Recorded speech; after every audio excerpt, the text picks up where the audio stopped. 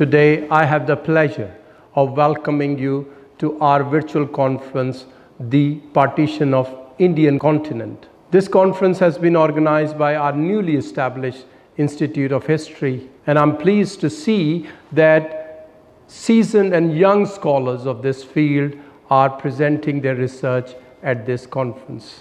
August 1947 marks the independence of South Asia from the British Raj and the beginning of a process of decolonization. This event of partition brought one of the greatest humanitarian crises of the 20th century, as it accompanied an unprecedented scale of migration, violence, and bloodshed. The event reshaped every aspect of state and society in the Indian subcontinent. Since 1947, historians are approaching the partition and its legacies through diverse theoretical and methodological perspectives. One of the recent trends is new history of partition, which reminds us of the human dimensions of the event, the desperate living experiences of masses of ordinary people during the partition. Our distinguished speakers during this conference will largely be discussing their research based on this new perspective of partition. By employing oral and written archives, literary genre, and a lens of microhistory, these researchers aim to theorize differential experiences of people, the rights of citizenship in Pakistan and India. It involves perspectives on migration, refugee settlement, and trauma experienced by children and women due to violence and bloodshed. I do hope that our audience will find these scholarly discussions greatly beneficial and insightful for their own perspectives on the partition of India. Thank you very much, Asghar Zaidi. Our first speaker for today is Tahir Kamran. He teaches history at the Department of Liberal Arts, Beaconhouse, University, Lahore. His presentation is on the British responses to the crises in Punjab in 1947. He looks afresh at the crucial period between March and August 1947 to explain the rising tide of communalism in the Punjab, responses of the British administration to this, and the extent to which actions of the local political leaders were compromised because of the pressures from colonial leadership.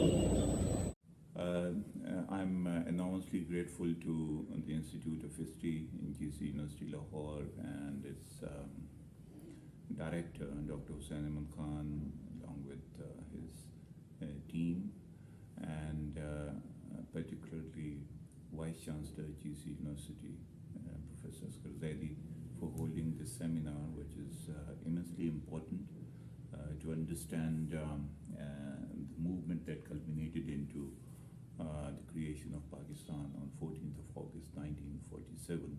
But what happened prior to the creation of this country is very imperative, very important for all of us to understand. And what I will be presenting here in utmost brevity would be the crisis that unfolded in the Punjab from March 1947 to August 1947, and what were the key turning points in the British responses. Because of the paucity of time, I will be very brief, but I will just hand over my paper to the Institute of History, and they can circulate it, and for the better understanding of the people who are interested in this theme, they can have a look at my paper. The creation of Pakistan in August 1947 synchronized with the partition of Bengal and the Punjab. The partition of these regions was an episode marked with communal turbulence causing large-scale massacre and migration. The Colonial Punjab, given its geostrategic importance and the status as the granary of India, makes it worthwhile subject to study on the eve of the 60th, now 74th anniversary of the Indian partition. The partition of Punjab, with all the tragedy it entailed, is riddled with complexity and conflicting interpretations. These persist even 6 decades after its occurrence. This presentation looks afresh at the crucial period from March to August 1947, utilizing primary material drawn from the Mountbatten archives that is housed in the University of Southampton, UK. It seeks to understand the rising tide of communalism within the province, the responses of the British administration to this, and the extent to which actions of local political leaders were compromised because of the pressure from all India leadership. So the basic idea is that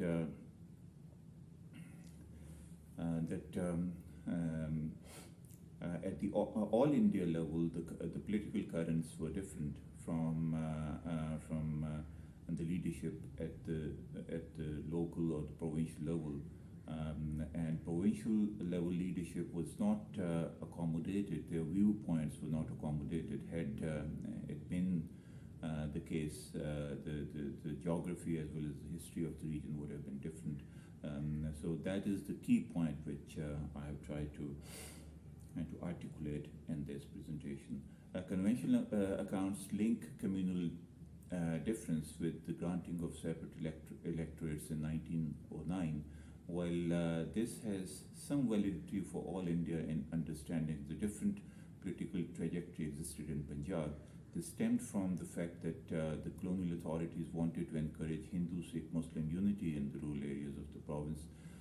Such social cohesion would secure the stability of the sword arm and granary of British India. From 1857 onwards, the British became the main recruitment.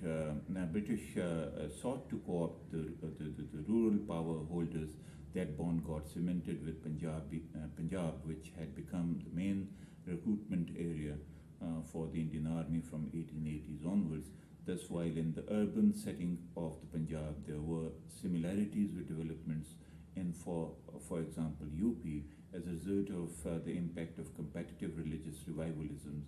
In the countryside, the British engineered cross-community alliances through electoral division of the population along the lines of agriculturist and non-agriculturist. This terminology lay at the heart of 1900 Punjab Alienation of Land Act, which served to ensure rural stability by preventing the expropriation of landowners by urban moneylenders. The result was that two types of politics emerged in colonial Punjab. In the towns, there were emphasis on religious community, whereas in the countryside, cross-cutting allegiances had been mainstay of politics. The advent of the Unionist Party in 1923 provided political articulation to the rural interest group with unequivocal support from the British. The Unionist Party remained at the helm in the Punjab for a quarter of a century till 2nd March 1947. It drew support from the rural Punjab, cutting across the religious and caste as well as kinship allegiances. The political elite of all three communities had conjoined under the banner of Unionist Party. Given the political arithmetic of colonial Punjab, the Unionist Party was able to predominate up to the 1946 provincial elections. During that period, the urban-based parties were marginalized. Territorial integrity of Punjab remained the priority of to such an extent that the only proposal for the possible redrawing of the Punjab boundaries was put forward in 1932 by Geoffrey Corbett, Chief Secretary of the Punjab. He suggested to the Minority Commission in the second round table conference that the Ambala division, excluding district Shimla, be separated from the Punjab and attached to the United Provinces. By doing so, Muslims would have a decisive majority with 63% of the population, which Corbett thought would guarantee stability and peace in the Punjab. That scheme did find favor with Minority Commission as it was considered detrimental to bring about such a change in the geography of the province, given that it might have caused a communal imbalance. Sikh representatives at the Roundtable Conference, Sampuran Singh and Ujjal Singh, in a bid to counteract Corbett's suggestions, proposed Multan and Rawalpindi divisions to be separated from the Punjab and attached to NWFP. Subsequently, however, both of them didn't press the point and instead proposed 30% representation for the Sikhs in the forthcoming Punjab Assembly. However, Muslim League's raising of the Pakistan demand from 1940 did encourage further Sikh reappraisal and some discussion of possible territorial reorganization involving the creation of what was termed Azad Pakistan. Master Tara Singh was its main protagonist. The same demand was pleaded by the Sikh All Parties Committee in a memorandum handed over to Sir S. Cripps on March 31st, 1942. Like other proposals that too fizzled out, as dividing Punjab in accordance with the wishes of Sikhs involved practical hazard for the British. Suffice it to say, the voices raised for cutting Punjab as centre remained peripheral till the fall of Khizr ministry in 2nd March 1947. Khizr had been under mounting pressure from 1944 onwards. He sought support from the British to offset the mounting Muslim League campaign, while British officials in Punjab were personally favourable to the Unionist cause. The view from New Delhi was less favourable. This was because of the desire for an all-India settlement between Muslim League and Congress, and the feeling that Unionists could not be allowed to stand in its way. With the end of the war, the Unionist Party's usefulness to the British further diminished, as Talbot states. Although Wavell and Mountbatten still found Khizr personally charming and certainly much better company than Jinnah, his views were dismissed as irrelevant and anachronistic. His call that Punjab should remain divided proved to be a cry in the wilderness. Unionist stalwarts, Peers and Sijada Nasheed with sprawling Jagis and overriding influence they wielded over multitudes of their murids, were gradually switching sides and joining League en masse. A dynamic body like the Muslim Student Federation reached out to every nook and cranny of the rural Punjab and disseminated the consciousness of religious differentiation among the village folk. Slogans like Muslim hai to Muslim League mein aa and Pakistan ka matlab kya, la ilaha illallah, created a perfect setting for the League to give a mass appeal to the demand for the separate state of the Muslims.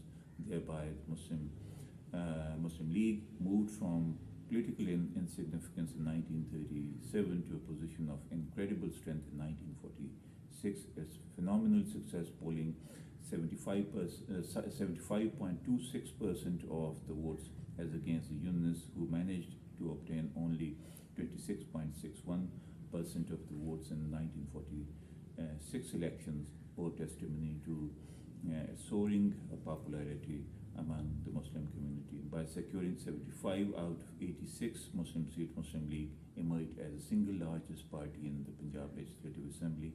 Quite conversely, the Unionist Party, which had won 96 seats previously, now could bag no more than paltry 18 seats. The Rump Unionist Party nevertheless formed a coalition with with Congress and the Akalis.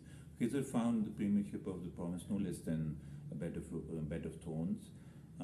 Muslim League's call for a province-wide strike on the very day of the ministry was sworn in did not augur well for the future of the new dispensation.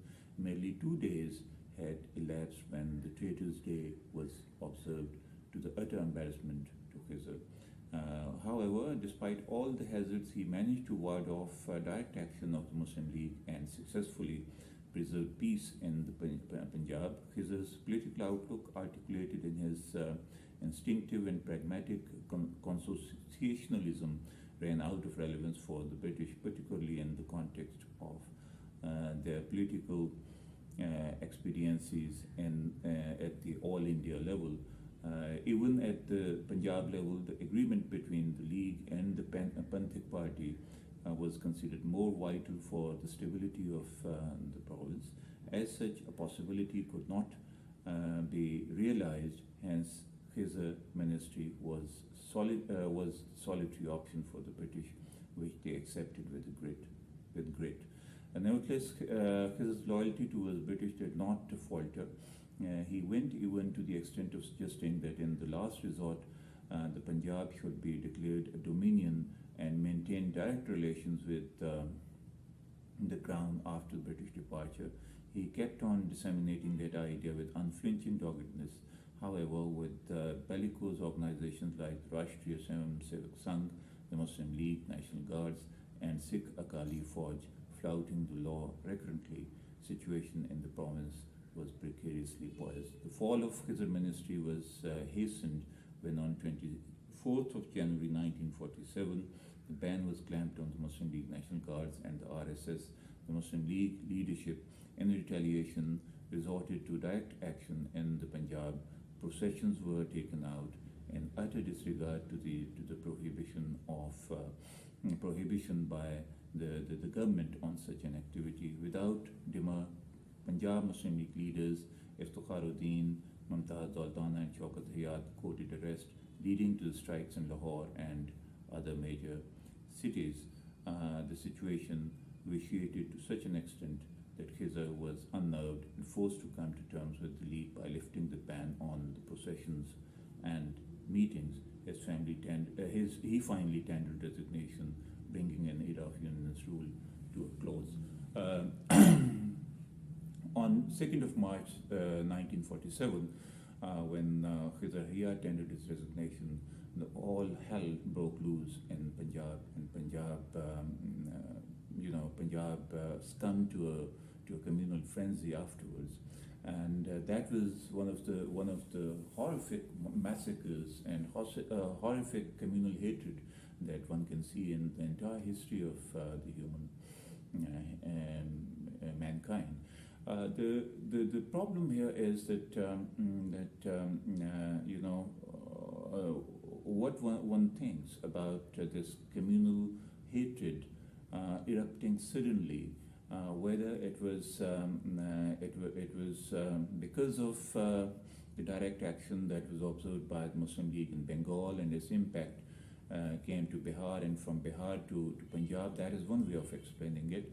The other was that since Mountbatten, preponed the departure of the British from June 1948 to mid 1947, that caused a bit of a panic among the administration, British administration, and things could not be handled properly and professionally. So that was a hasty decision which caused a lot of mayhem and a lot of panic, not only among the top leadership of the major parties, but also among the British administration. And thirdly, probably that was inefficiency shown by the Mountbatten himself, because Mountbatten himself gave certain overtures whereby he had put all his eggs into Nehru's basket. That created suspicions among Muslim League leadership. And secondly, there had been no coordinated understanding between all India leadership and the provincial leadership. The Mamdod and Sampuram Singh and Ujjal Singh and Congress leadership, they could settle the issue if they were allowed to get those negotiations and going. And Punjab either could have stayed together or some other arrangement could have been worked out. But at all India level, they were insisting that India was bifurcated in certain ways, and then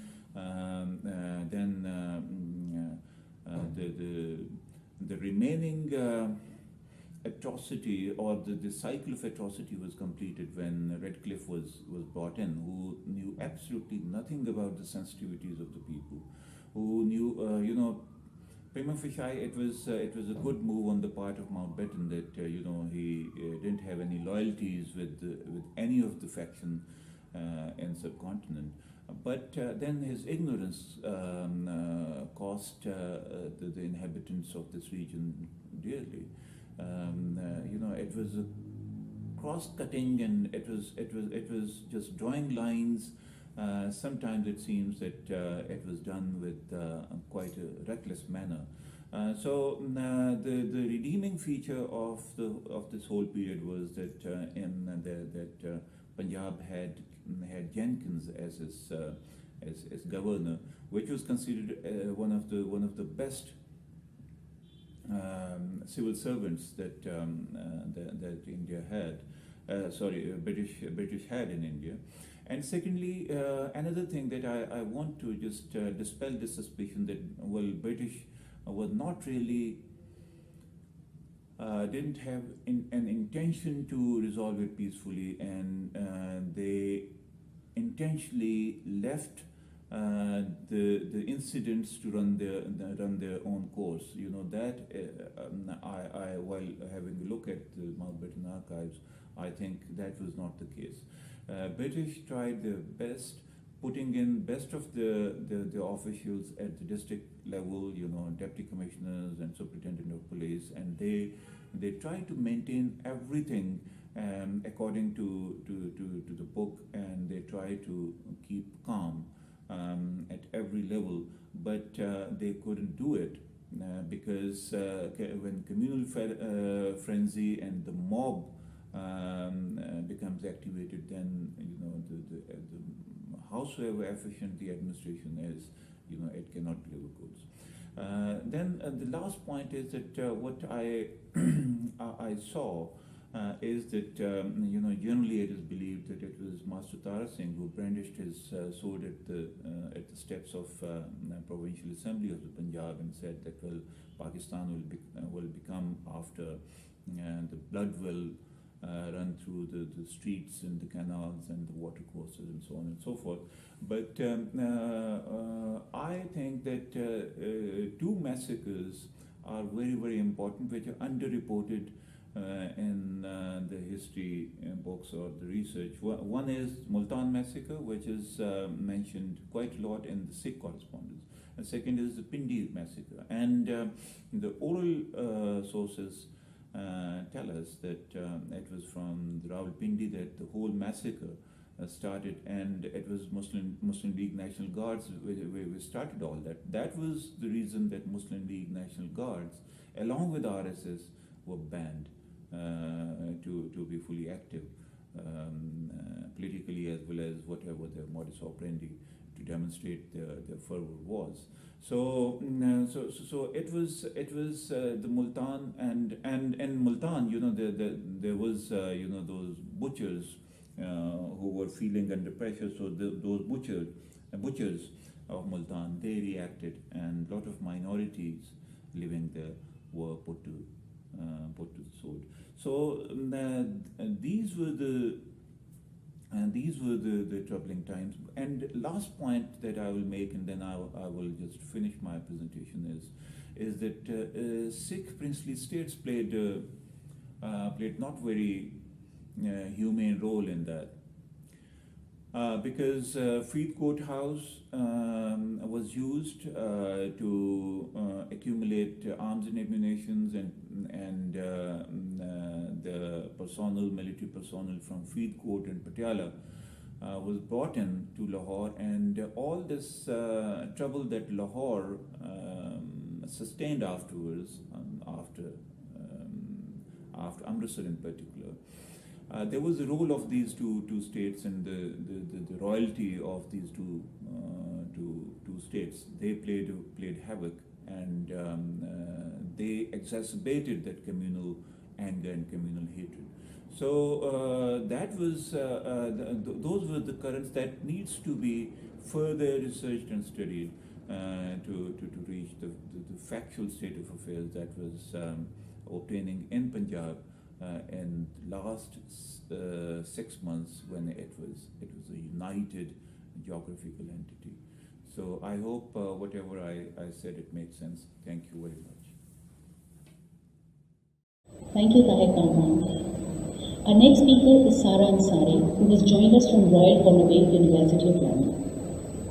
Her presentation is based on her book, Boundaries of Belonging, Localities, Citizenship, and Rights in India and Pakistan. Ansari explores how the physical movement of people during the partition helped to shape the meaning of everyday citizenship on both sides of the new borders. I want to just start my talk by thanking colleagues at GCU for inviting me to collaborate in this online conference. My talk, which draws on my recently co-authored book, Boundaries of Belonging, Localities, Citizenship and Rights in India and Pakistan, explores how the physical movement of people that was bound up in partition helped to shape or fed into everyday meanings of citizenship on both sides of the new border. It will focus mainly on developments in Sindh and UP to highlight that ideas about citizenship were intimately tied to the politics of movement and how understandings of emerging citizenship in both places were often shaped by the material predicaments of refugees and minorities. So let me begin with a quote. Newspaper columns published in Dawn by Pakistan's leading female journalists of the 40s and 50s and beyond, Zebunissa Hamidullah, provide a vivid sense of the frustrations experienced by many people living in Karachi as the city swelled in size from around 350 inhabitants in 1947 to near 1.5 million just 5 years later.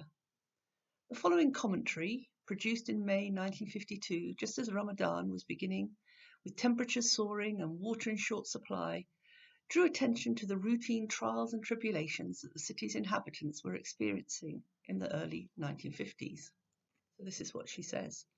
We could talk about the water shortage. Yes, we've got something there, something that could work us up into an emotional frenzy, especially when we remember the daily little irritations due to lack of sufficient water, even for a daily bath. We could talk about the housing problem, a topic as old as yesterday and as young as today, in Karachi at least. We could point out that nothing, or so little as to be insignificant, has been done to ease the situation for the average man. We could, but we won't. Enough is enough, and the heat is almost more than we can bear today without adding to it. Now, what this quote highlights are some of the familiar everyday problems experienced across the subcontinent in the wake of partition, problems that were exacerbated by the enormous migration that it triggered. Alongside the political freedoms brought by independence, there was a heightened consciousness as to how governments were expected to operate after 14th-15th August 1947. The demise of British rule, not surprisingly, had raised hopeful expectations that the state would be run differently moving forward. Decolonisation or the end of empire, in short, cultivated new public expectations, and this anticipation transformed rapidly as the two new post-colonial regimes established themselves, both internally and, importantly, also in relation to each other. In this regard, however, there existed in practice disconnections between what India and Pakistan's new citizens heard in their leaders' speeches, relayed to them in the press or by word of mouth, and what they experienced firsthand at the level of the province or state, district or city and town where they lived. At a public meeting held in Lahore in August 1949, for instance, Prime Minister Liaquat Ali Khan asserted that everyone in Pakistan had the same right to be provided with food, shelter, clothing, education and medical facilities, implying that the state recognised its responsibilities for providing the run-of-the-mill necessities of life. In a similarly paternalistic vein, at a public meeting in New Delhi at the end of January 1948, Liaquat's Indian counterpart, Jawaharlal Nehru, had identified as a major national problem the, quote, raising 340 or 50 million people, raising them economically, certainly raising them educationally. Discussions about citizenship and the role of the state provides us with the broader context within which the physical movement of people bound up in partition played its part in everyday meanings of what citizen or being a citizen meant on both sides of the border.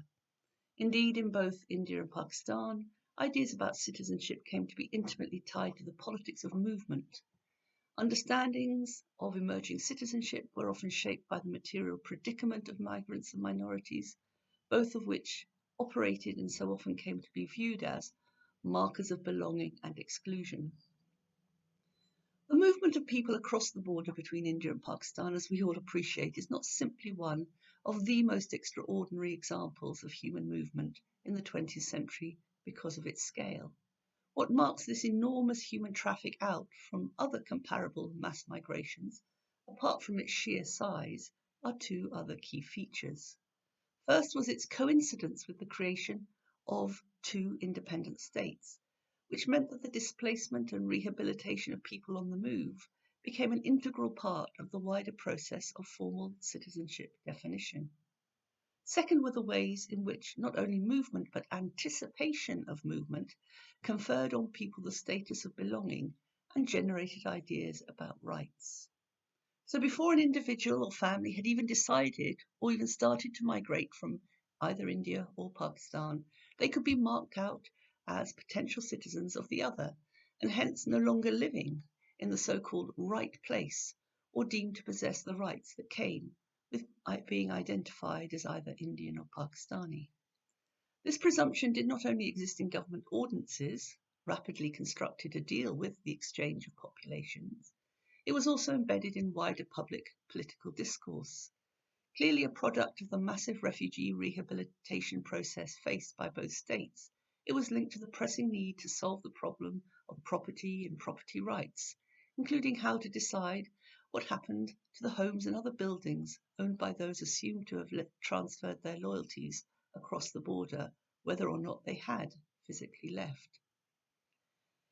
In the years since Gyan Pandey justified linking the local with the national, and in the process highlighted the wider significance of Delhi's transformation into a, quote, refugeeistan, extensive research has been conducted on the nature of partition migration and associated relief and rehabilitation efforts in relation to how this upheaval affected the former British India provinces of the Punjab and Bengal in particular. But both UP in India and Sindh in Pakistan, the immediate focus of my talk now, remain less well-known localities in this respect, despite, I would suggest, offering rich opportunities for exploring Indo-Pakistani interactions in the post-independence period. Both localities were pivotally important to the politics of refugees. UP, after all, was the key point of origin for some of the most influential Muslim migrants to Pakistan, as well as large numbers of Urdu-speaking refugees who headed for the province of Sindh, where Pakistan's capital city, Karachi, was located. Moving in the other direction, Sindhi Hindus were among the most significant and certainly some of the best organised migrants to make new homes in UP. And so while their share of the overall refugee population created by partition may have been smaller in numerical terms, UP and Sindh provided the major contexts within which many of the anxieties generated by partition were subsequently discussed and played out. We should note that the official messages that addressed the issue of refugees proved to be much the same in both places. State and provincial authorities in both released carefully tailored publicity at regular intervals about what was being done for refugees, especially where property acquisition and redistribution was complicated by the more informal and sometimes illegal activities of refugee societies and associations. So in a newspaper article published under the banner heading, "More than 20,000 refugees already resettled in UP," UP's Rehabilitation Minister, Govind Sahai, for instance, announced in early January 1948 that over 20,000 refugees had already been settled in his particular state alone. But given the growing scale of the problem, there were around 600,000 refugees present in UP by mid-1948. These initiatives proved to be relatively limited in scope. It took until July 48 before a Rehabilitation Finance Administration came into existence, and housing remained in short supply, with the UP authorities themselves admitting that about 300,000 refugees or 60,000 families would not be accommodated by formal rehabilitation in housing. It was much the same story in Sindh, albeit with its own local twist on developments, which experienced a complex combination of political and economic knock-on effects of movement on this massive scale. While the volume of migrants heading there was considerably smaller than either the numbers going to West Punjab or to East Bengal, their impact was disproportionately boosted by the fact that Karachi, Pakistan's new capital, was located in that province. In September 1947, the city contained some 10,000 refugees, the majority housed in 3 huge camps. And with tensions rising, the provincial authorities passed the Sindh Maintenance of Public Safety Ordinance, ostensibly to protect minority interests.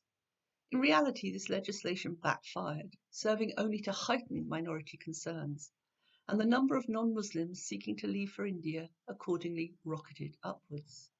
Some 50,000 now registered with local Congress organisations for travel assistance, provoking reactions that range from claims that this was all part of a well-organised plan to cripple Pakistan, to the solemn reiteration of earlier promises to protect the place of minorities within the new country.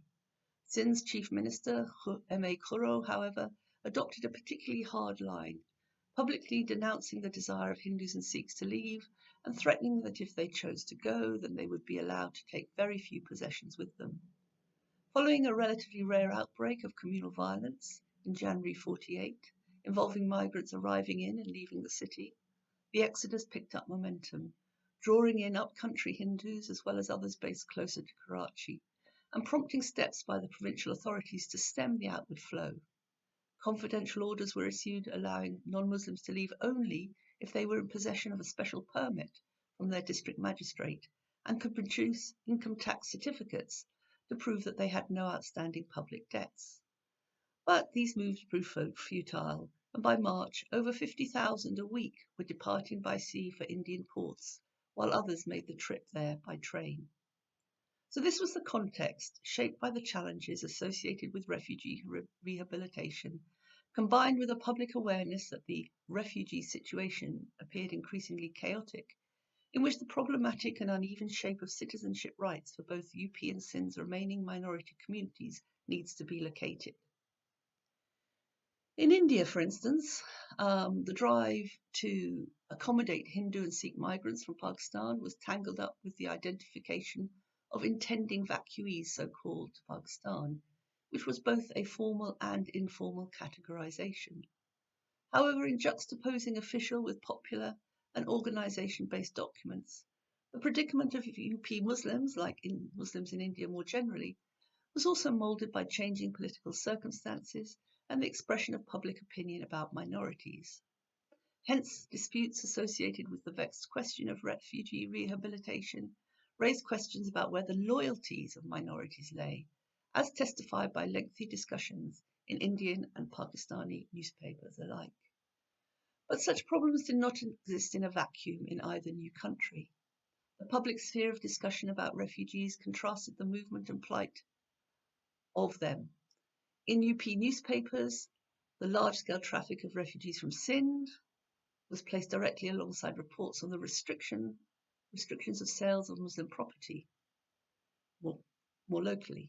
The personal experiences of refugees were also juxtaposed to the allegedly harsh treatment of evacuees leaving Pakistan for India and the possibility of retribution by search officers of Muslims.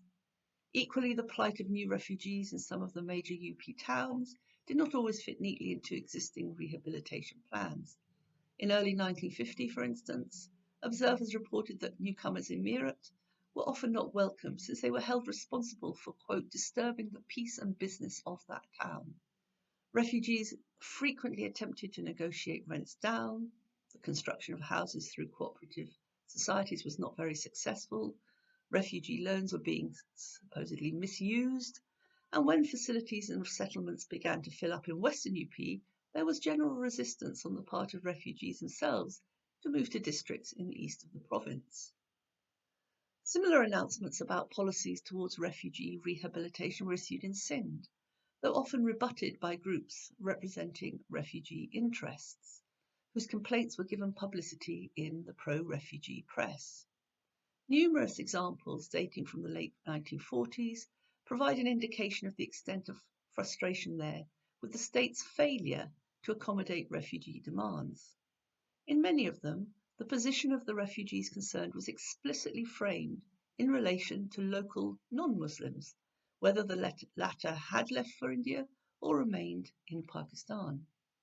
Accommodation here, as in UP, was a frequent source of complaint, as one report complaining about the allotment of evacuee property in Karachi asserted, and I quote, "Thousands of premises have been vacated by Hindu evacuees since the 6th of January 1948, but the officers of the Rehabilitation Department and the Rent Control have been evading to allocate them to refugees and government servants, resulting in, quote, hardships to refugees." And even when the property had been allocated, grievances did not necessarily cease.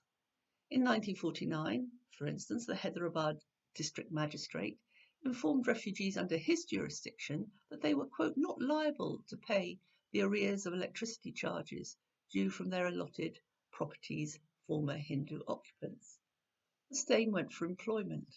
Under a headline that asserted that Muslims are still being replaced by Hindus in Sindh schools, refugees in Larkana, Upper Sindh, pointed out the, quote, glaring example of its government high school. According to them, in this institution, 23 Muslim refugee teachers had been appointed, of which only 3 are left. All the remaining have been replaced by Hindu teachers who have been imported back to Sindh, many without their families. Of course, for refugees with the financial, organisational or social connections, there were certainly means by which new arrivals in UP or Sindh could further their interests.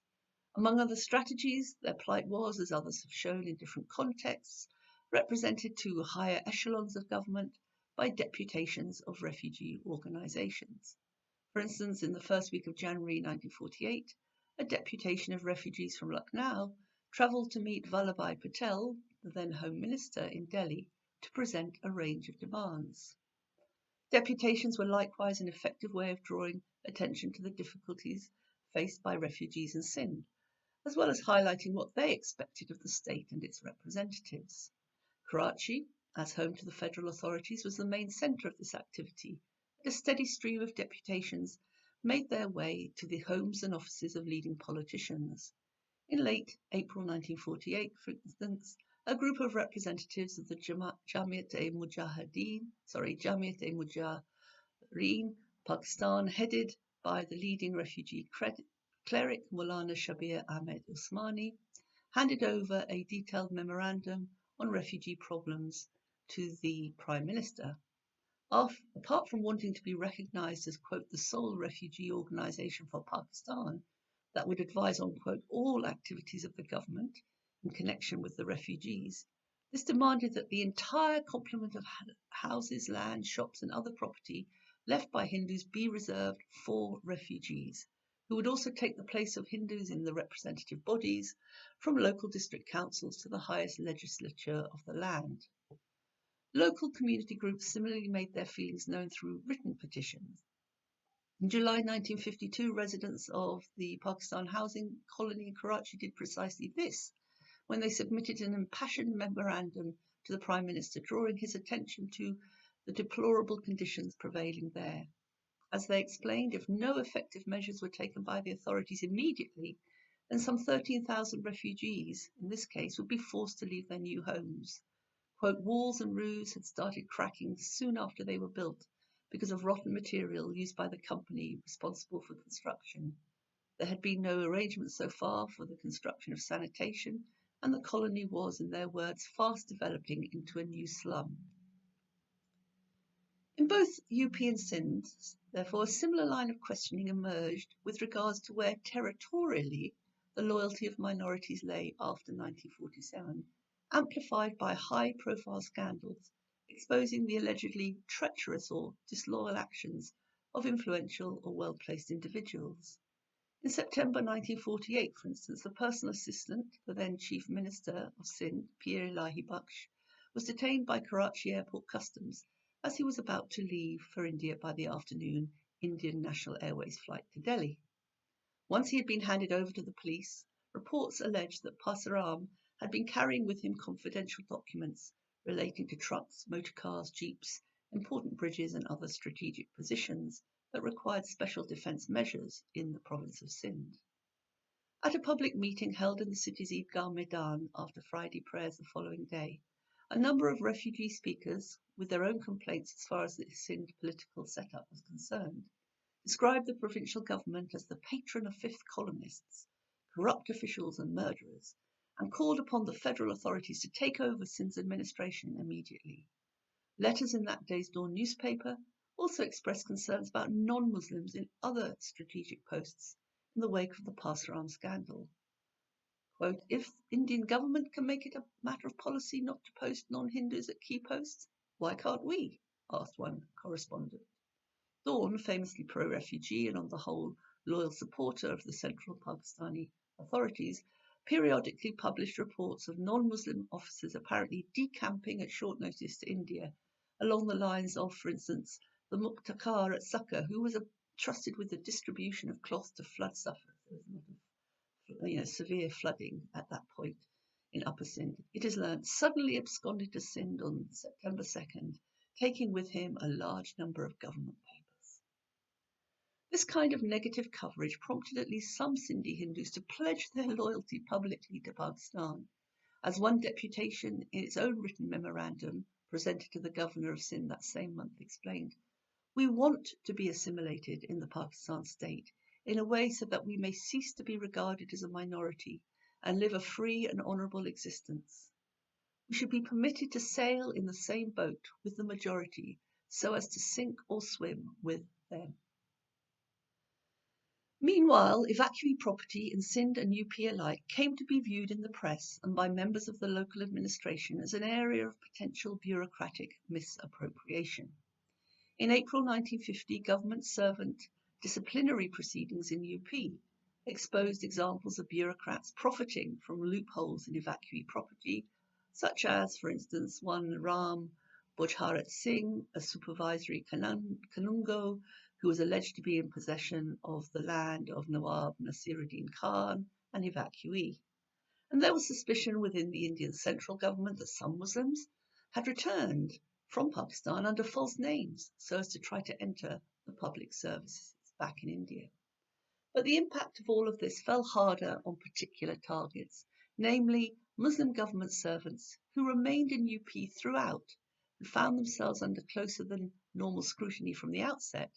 But this scrutiny was reinforced and further complicated after March 48, when many Muslims who had originally migrated to Sindh travelled or returned back to India, and for the most part took up or attempted to take up posts in the lower civil services in states such as UP. In June 1948, 1 month before a permanent system was introduced to restrict people moving between India and Pakistan, in July, Indian CID reports warned of, and I'll give you the quote, a whispering campaign going on here against the movements and activities of those who have returned from Pakistan. Reports reveal that there has been a gradual dwindling of correspondence emanating from Pakistan, and one of the reasons for this decrease is that a courier system may have been adopted. Moreover, a large number of people who are still in service in the Indian Dominion or engaged in business or other occupations have sent their families to Pakistan. Cases have occurred of government servants going on leave and staying away in Pakistan and not returning in due time, while others try to seek jobs in Pakistan by clandestine methods, while those guilty of offences such as embezzlement, especially among the lower ranks such as constables, run away to Pakistan to escape the penalty of the law. All of these factors, the report went on, have the result that the general public are beginning to doubt the loyalty of Muslims to the Indian Union.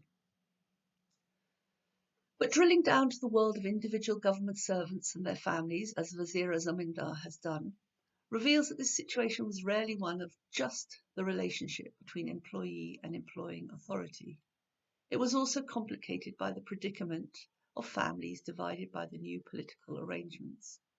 Accordingly, once the controls on movement were firmly in place on both sides of the border, those government servants who may have had family members who had located or relocated across it were placed under special scrutiny in both India and Pakistan. Now, as Joya Chatterjee has argued, formal rights of citizenship were very much shaped, even determined by the movement of refugees between India and Pakistan immediately following independence. The timing and nature of the various controls on movement, the implementation of the permit system and later its replacement with the system of passports, she contends, occurred as a response mechanism, especially with respect to the remigration of Muslims from Pakistan back to India. There was far less movement of this kind in the other direction, at least on the western side of the subcontinent. But I would contend that discussion of refugee and minority rights from a relational perspective also gradually came to define more nuanced and substantive notions of citizens' rights. These were generated on the one hand by a comparable political milieu in different localities, in which ideas of the refugee and minority were gradually changed by the commonplace experiences of dealing with property, family movement, occupational benefits, and other forms of collateral against the backdrop of partition. On the other hand, these notions were also fashioned and refined by a public sphere of discussion in which events in Pakistan were reported in India and vice versa. The fluid and fluctuating links between Pakistan and India, as epitomized by people on the move from one to the other and sometimes back again, and the movement of information or misinformation in both directions, were thus general as well as particular, with specific reporting, for example, on the country's refugee policy or on decisions taken in the other dominion to promulgate anti-corruption legislation. Indeed, some of the most important interactions in the public sphere created by this media revolved around popular reflections on national and local governance as much as on the interaction of formal institutions. So importantly, and this is my concluding point really, what we find is that notions of citizenship, and more particularly what being a citizen entailed in practice, came to be based on certain forms of exclusion. These exclusions, exemplified by individual members of minority communities, deemed usually for reasons beyond their control to be in the wrong place, in turn were closely linked to the material predicament of refugees and or minorities that played a part in defining notions of belonging in post-independence South Asia. And last but not least, all of this was shaped as well by the cross-border interaction of knowledge or flow of information about new citizens, whether they were coming or going or simply staying put in an uncertain period. So about these new citizens caught up in local politics of belonging, whether in UP or Sindh, whether in India or Pakistan. Thank you.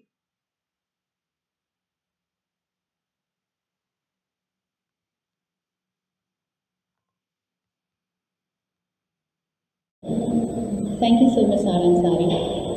And our third speaker of the virtual conference is Abbas, who teaches at the Department of Archive Studies of the Institute of History, Government College, University, Lahore. The title of his paper is Constructing Hydraulic Society in Lower Chenab Colony and Partition-Related Migration from Pakistan to India. Abbas examines the link between the establishment of the canal colonies in the West Punjab and patterns of the partition-related migrations from Pakistan to India in 1947, with particular reference to the Lower Chenab colony. Thank you for providing this opportunity to share my research. The title of my paper is Constructing Hydraulic Society in Lower Chenab Colony and Partition-Related Migration from Pakistan to India. This paper examines the link between the establishment of the canal colonies in West Punjab and pattern of partition-related migration from Pakistan to India in 1947, with special reference to Lower Chenab Canal Colony. The pattern was directed by different factors, from communal right to general conception of Hindu and Muslim state, and official refugee transfer policies to the forced migration. Though these all factors contributed for large-scale migration of Hindu and Sikh communities from West Punjab, but the family bonding of the Hindu and Sikh of canal colonies in East Punjab was the key factor in their migration. This research will helpful to comprehend that how and why different areas affect differently in terms of migration after the partition of India in Pakistan.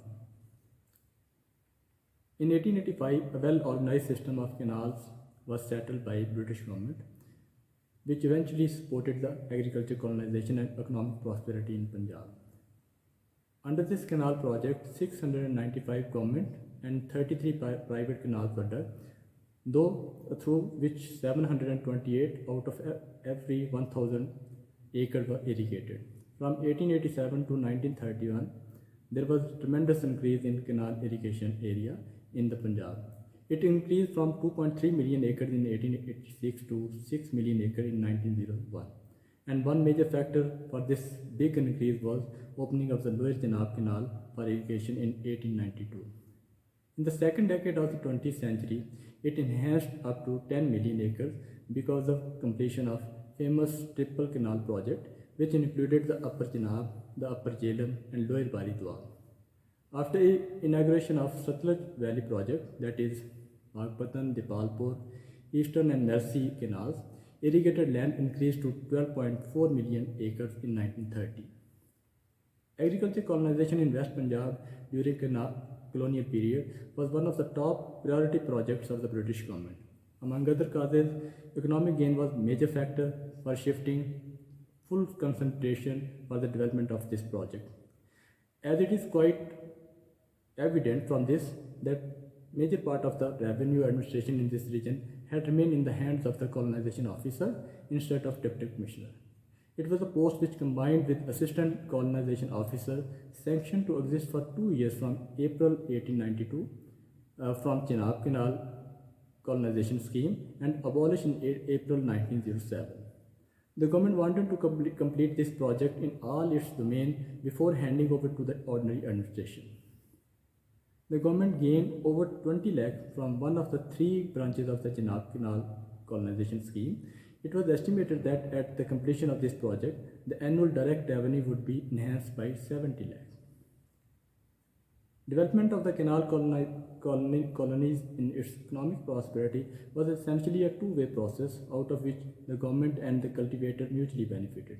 This area would have remained wasteland without the policies of the British government, and on the other hand, without the resolution, industry and skill of the first settler, 2.5 million acres that from the colony could never have been turned into one of the granaries of the world. Agricultural prosperity in the region was the outcome of the well-planned canal system controlled by the state.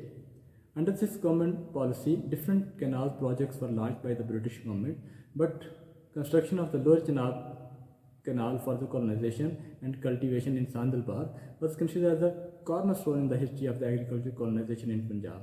It was so successful that it transformed the whole Bar from arid region inhabited by the nomadic Pashto tribe to what came to be viewed as the progressive, modern, the richest and the most flourishing district of the Punjab.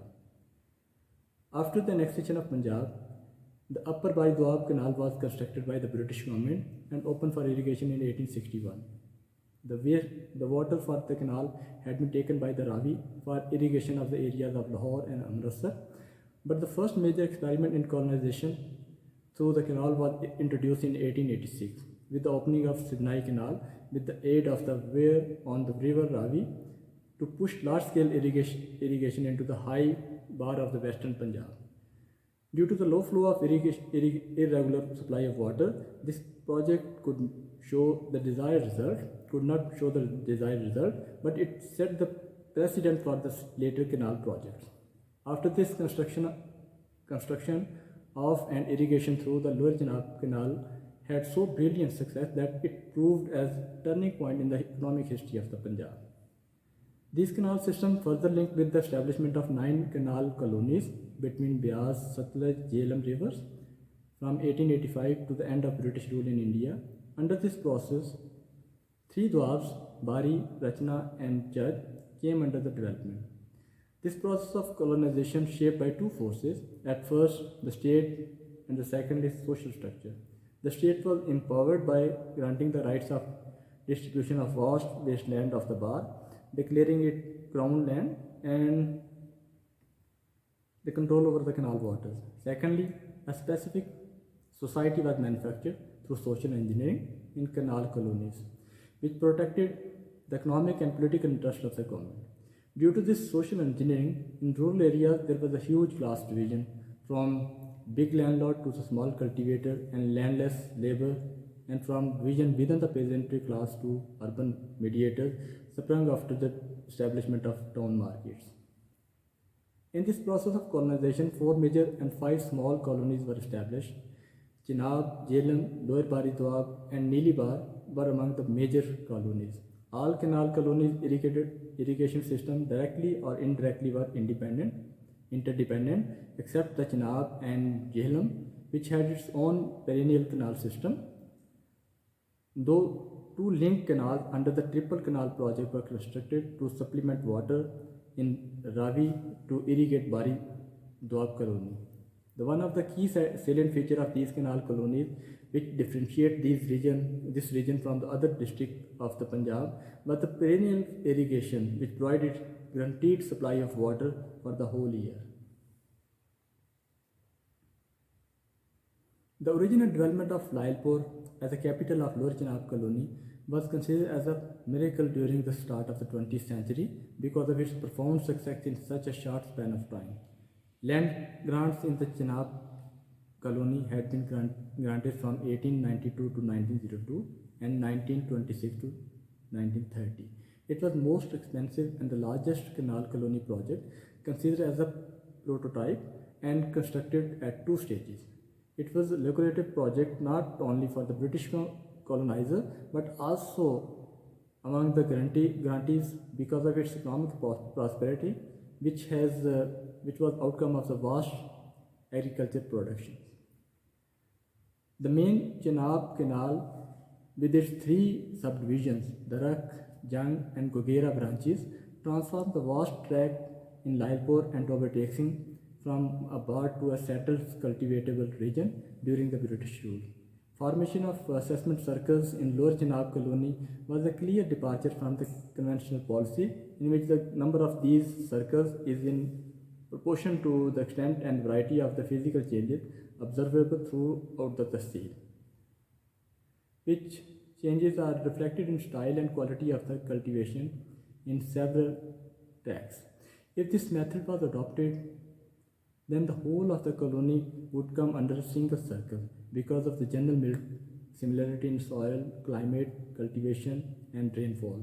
Priority of the foundation was the basis, according to the new principle, upon which the colony chucks were organized into circles for assessment work.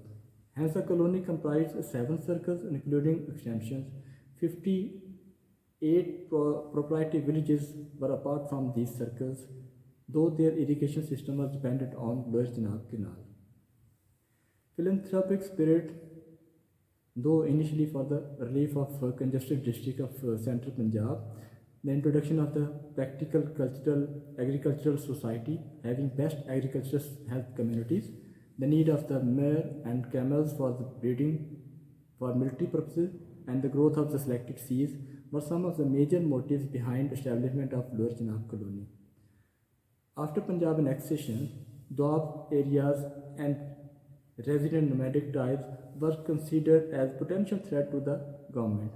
Hence, these Doabs, visualized as the haunt of thieves and plunderers by the British government, posed for them an element of political instability and potential danger. Similarly, the nomadic and pastoral tribes inhabiting the Doabs were looked on with suspicion and disfavor.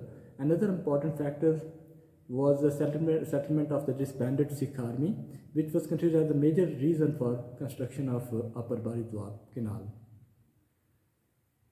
The grantees of the project of Lower Chenab colony were taken from 7 districts: Ambala, Ludhiana, Jalandhar, Hoshiarpur, Amritsar, Gurdaspur and Sialkot.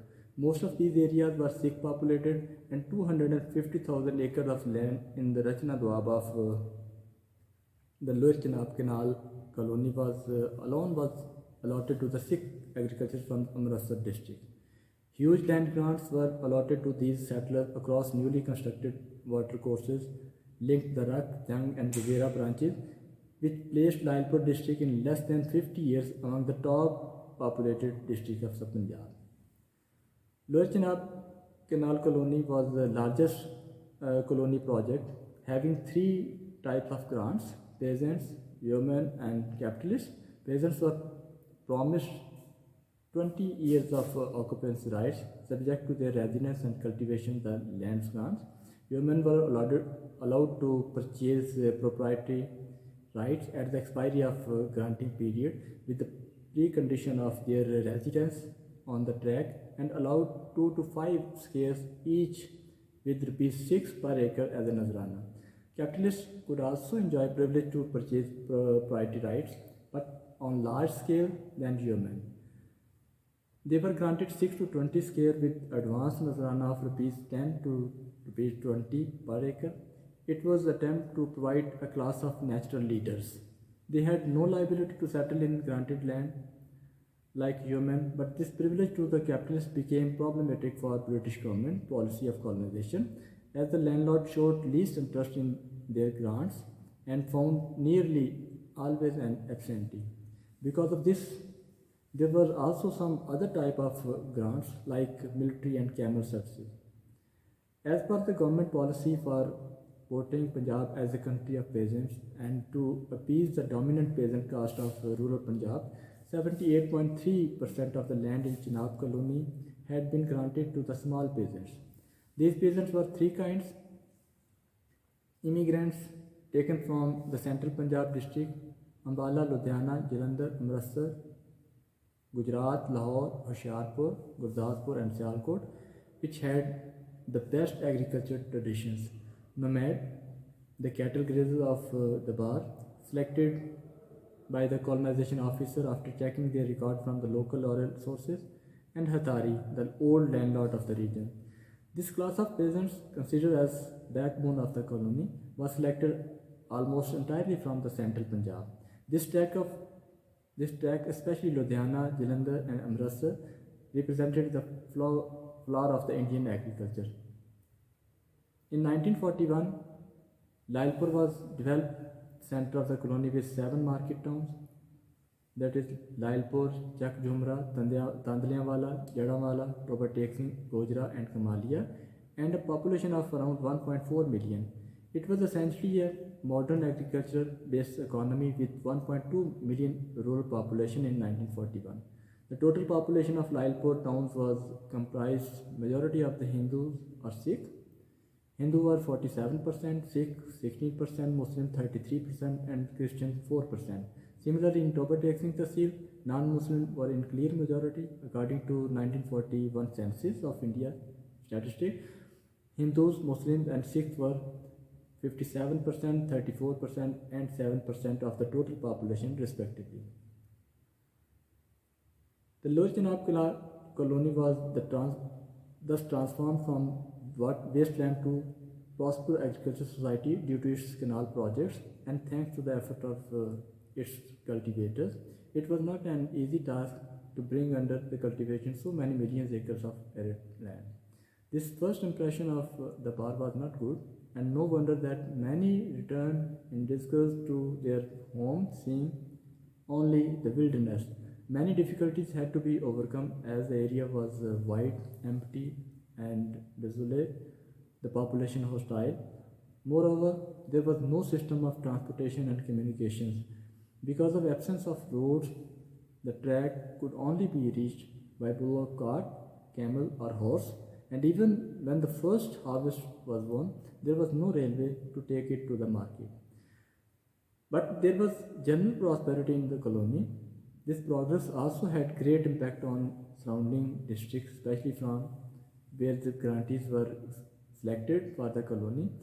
Over 1,000 acre grantees had been selected from Amritsar for the Lower Chenab. Therefore, if any person looked prosper in surrounding district, it is 10 to 1 that he has colony ties or has money abroad. As Lailpur colony was the richest and the prosper among all the colonies, it used to remit over rupees 2 million a year even before 1940 and increased to rupees 23.6 million in 1946. Partition-related violence and migration movements during and after the partition of subcontinent were closely interconnected. It was one of the major factors which became became the cause of uprooting and exodus in 1947 from both sides of the border. It was different from the traditional communal violence due to its more extensive and brutal nature and linked with the transfer of power at the end of British Raj. In August 1947, the governor of Punjab reported to the Lord Weber that social structure of the Punjab had been fractured along communal lines. The governor pressurized his Atwana against the large private army involved in communal violence and trained by the former Indian National Army and demobilized Indian Army soldiers. At the end of World War II, the flood of weapons and demobilized soldiers also enhanced the factors of violence through trained volunteer movements among the Hindus, Sikhs, and Muslims, especially in Punjab. The violent activities of these volunteer movements created large number of casualties and refutes.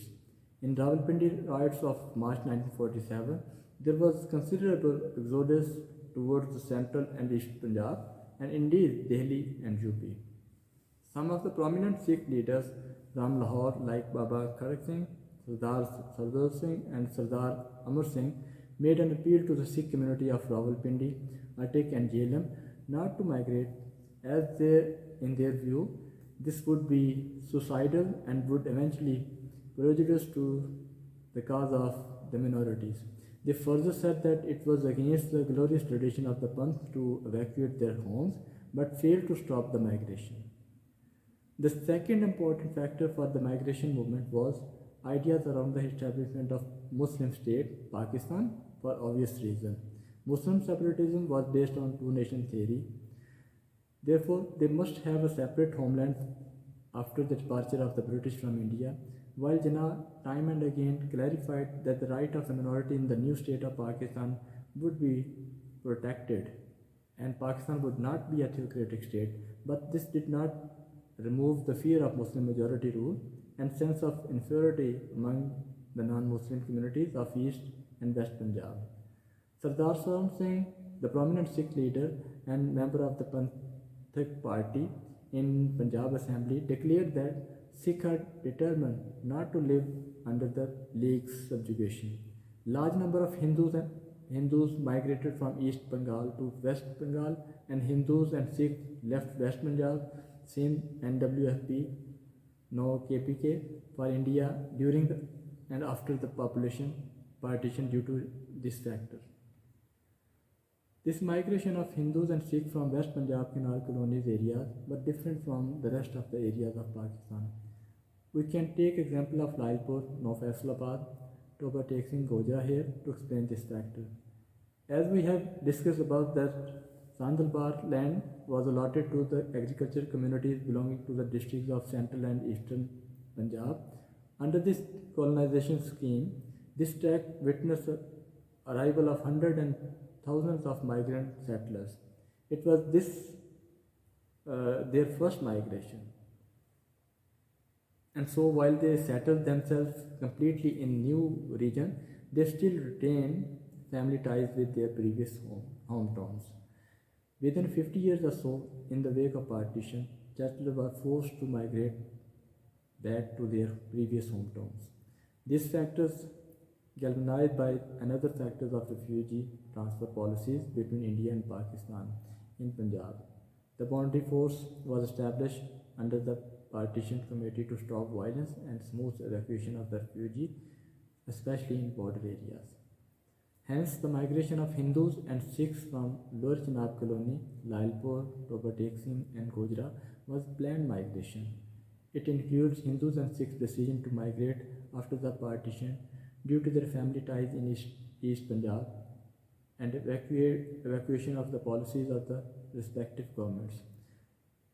Though the fear of violence was also present, but it was mere threat influenced by news of violence from other part of the Punjab, especially non-canal colony areas. Within the same villages and towns, Muslims helped Hindus and Sikhs in their migration process from their localities to the town's refugee camps. From there, they were transported to India through different means like foot convoy, lorries and railway. Thank you. Thank you, Mayor Abbas. And now we have with us Lubna Akram from the Department of Archive Studies, Institute of History at Government College University, Lahore. Her paper is titled Reconstructing Partition of India Through Literature, a reflection of trauma and agony towards women in the writings of Amrita Preetham and Sabat Hassan Manto.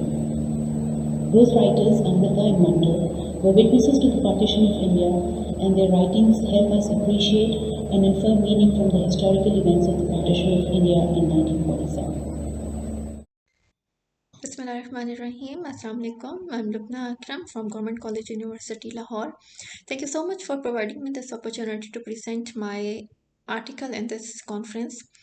Topic of my presentation is Reconstructing Partition of India Through Literature, a reflection of trauma and agony towards women in the writings of Amrita Pritham and Sadat Hassan Manto. Literature is a powerful tool in the hands of creative writers to modulate and change the societal framework. This cannot be produced in vacuum. It reflects the aspects of life which are directly related to social content. Literature has historical, economic, social, cultural, and political patterns which reflects the individual's perspective and his era. Literature is a good platform for the writers through which they can fight against the evil of the society, which includes social norms, tradition, customs that are outmoded, political system, and deceitful reactions. When the writer's sensitivity became contradicted with the social life, at that time the literature creates his writer's expressions towards the social contradiction. Literature of that type contains reality of that era which cannot be changed, but someone can find the sense of social responsibility in the same type of ancient literature. Social realism has always been a substantial vein in the literature. Among all the literary forms, the most vital form of literature is fiction, through which social conditions and values can easily be reflected and signified. Novel on its broad canvas can easily be responded and accommodate the writer's social and historical consciousness. Because writer is a socio-political being and he is the most sensitive part of any society. Their importance lies in making the earth a good place to live through their set principles, which they formulate to write anything. Therefore, they cannot use their skills in the form of words to entertain us, but also to highlight the most serious issues and problems of the society. So they not only present the discourses of the societies, but also try to involve in the reforms of the society.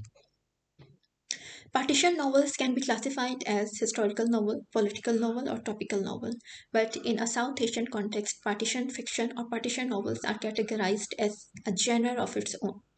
Since the variety of fiction concerned with the topic of partition is vast and multifaceted, there are many books written on partition by the Hindu as well as the Muslim writers.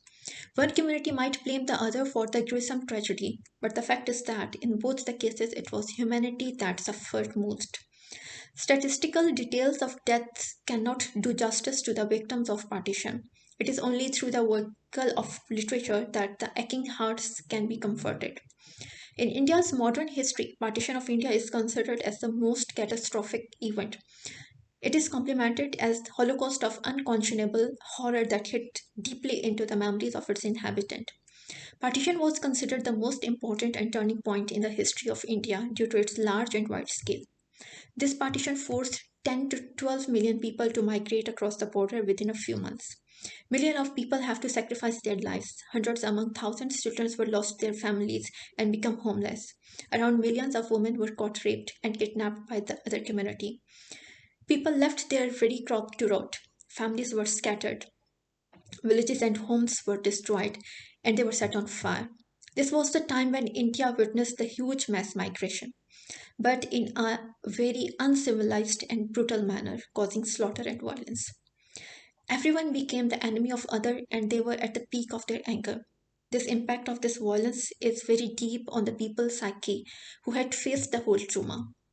There is a huge bulk of writings on the partition of India, but many writers wrote about the political aspect. Historians always kept silence on the emotions and experiences sides of the people without any religion, class, and caste discrimination. History cannot explain how people faced difficulties, what sort of difficulties they had, and how they would maintain their lives in future. In the history of modern India, partition is the most downhearted event. It changed the identity of the nation and put a deep influence on the national psychology. It not only divided a nation but also generated constant hatred between the two prominent communities of India. The great tragedy of partition of the continent not only generated the factional and religious dispute but also caused psychological impact which preceded and followed it. Till today, no one even knows with accuracy that how many people lost their lives in the massacre of partition of India across the border. The barbarism that was witnessed at partition time has few matches in history. Partition Holocaust was most shocking than the execution of Nazism. But in the case of India, the story was different in aspect that the state did not kill the people, but the people themselves were killing each other on a large scale and caused grisly drama of death. Within a moment, cultured civilizations turned into wild killers. Everyone was taking revenge. If one community killed 100 men, the other community killed double of them. Both the communities target women brutally and they became the worst sufferers of that barbarism. Large number of them were raped, killed, or abducted. Innocent children and old people were also the target. Entire villages were set on fire, and the people who escaped to save their lives were chased and then murdered. Nobody was safe enough. They killed each other with immediate available weapons.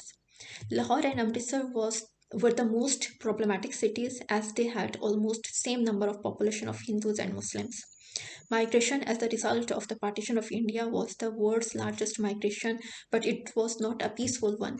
Many people were killed across the border, many were kidnapped, many lost their identity, many were misplaced and lost their families. A huge number of houses and villages were burnt. There was huge loss of life and property in 1947.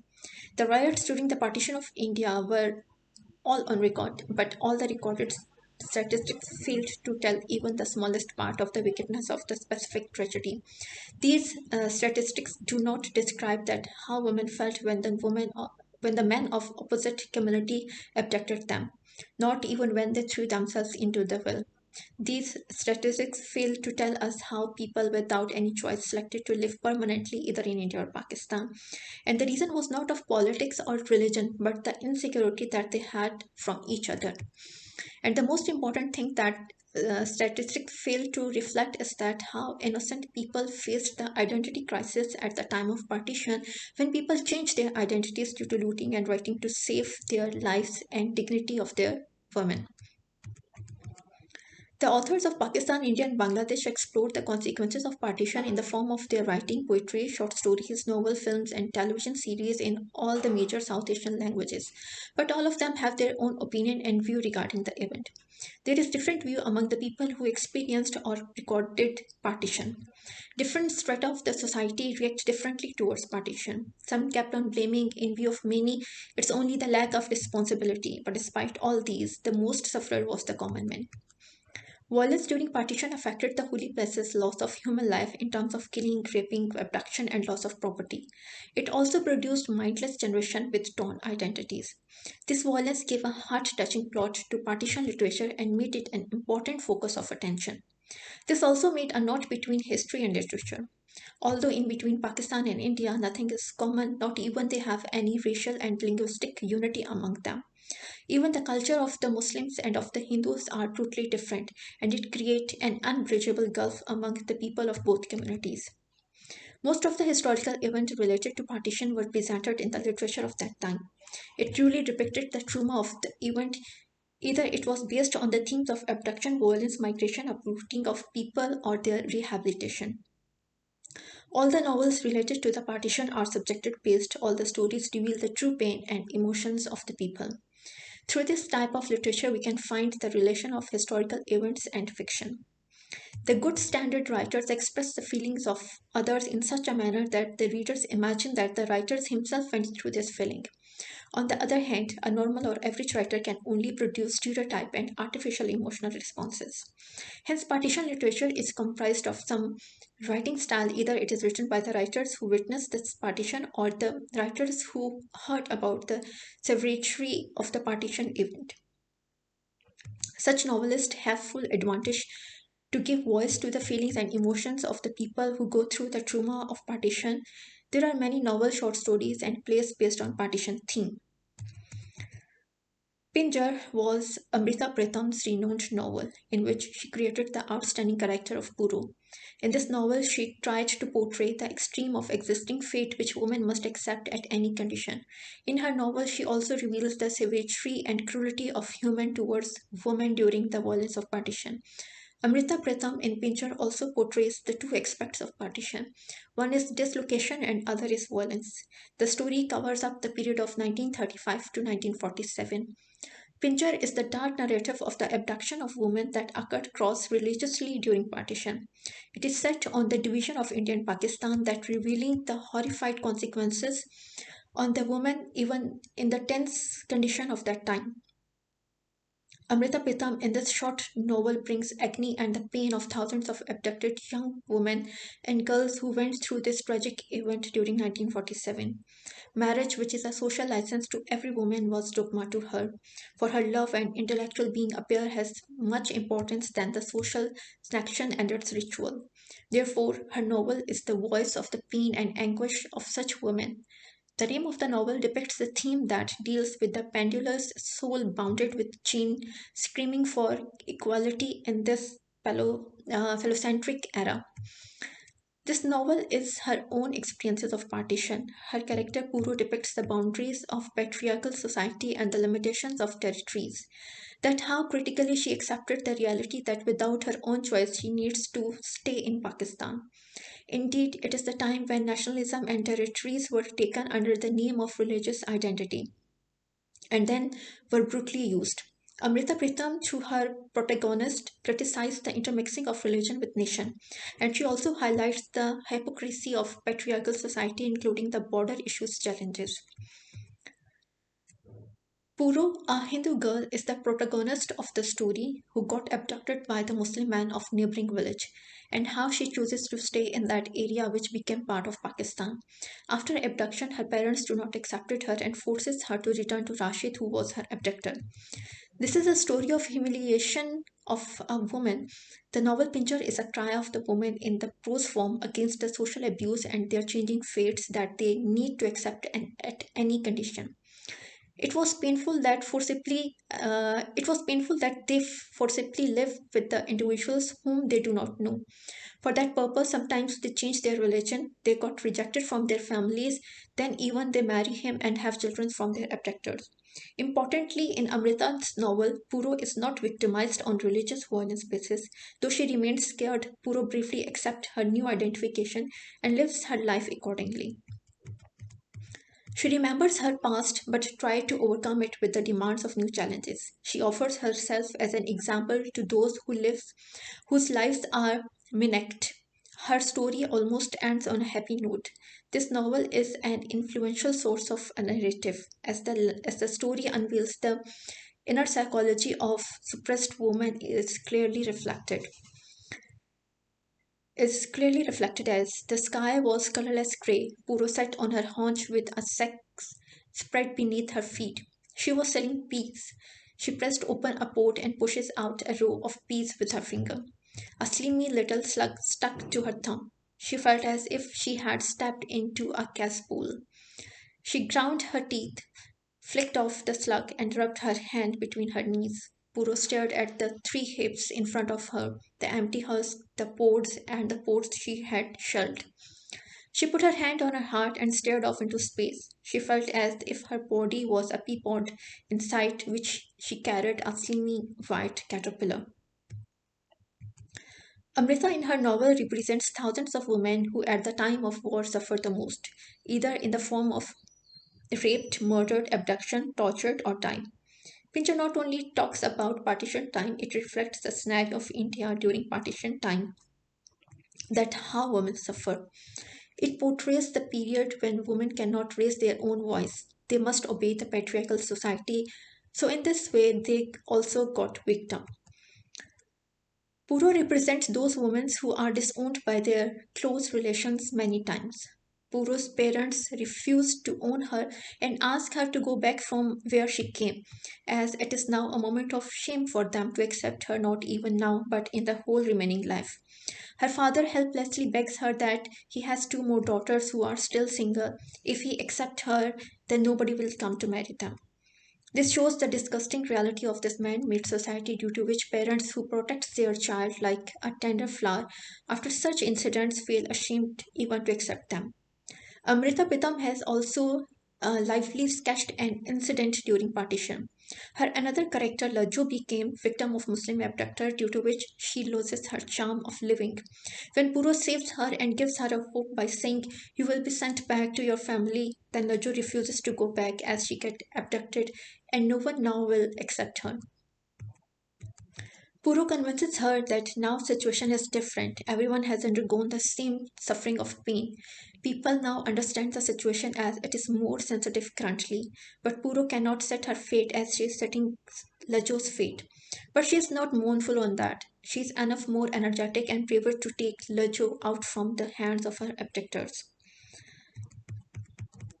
Consequently, all female characters of Amrita Pritam's Pinjar shows us the picture of the deracinated and alienated women who have suffered a lot because of the norms and beliefs of the patriarchal society.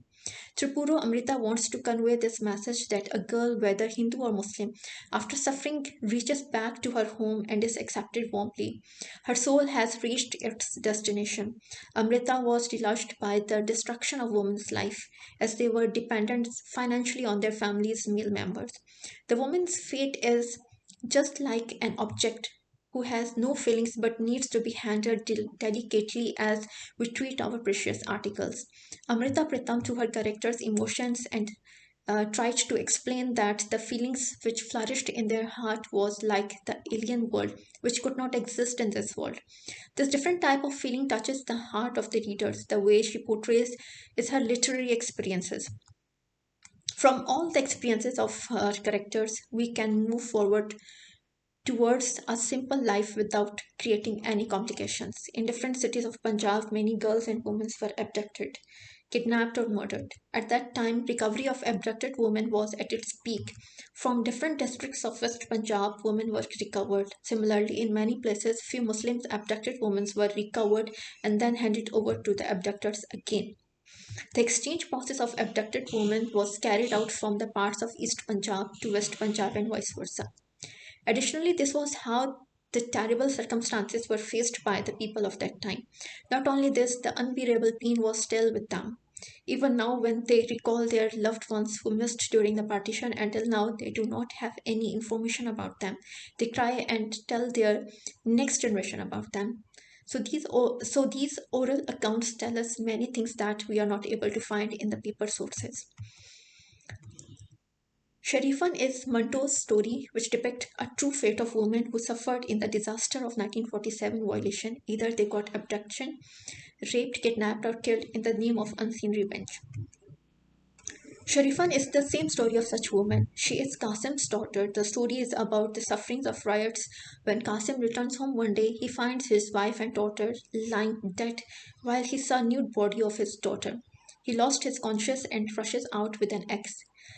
He knocks the door of one house. A girl comes out. On inquiring about her religion, Qasim comes to know that she is Hindu.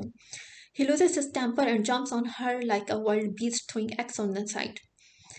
Then he tears her clothes and mutilates her like an animal gone mad till she faints. By looking the girl's naked body, he then remembers the naked body of his own daughter Sharifan. After reminding this, he covers the naked body of the mutilated girl with blanket. All of a sudden, the owner of the house enters and looking at Qasim, he shouts, "What are you doing in my house?" He said nothing, just points towards the bodies covered with blanket.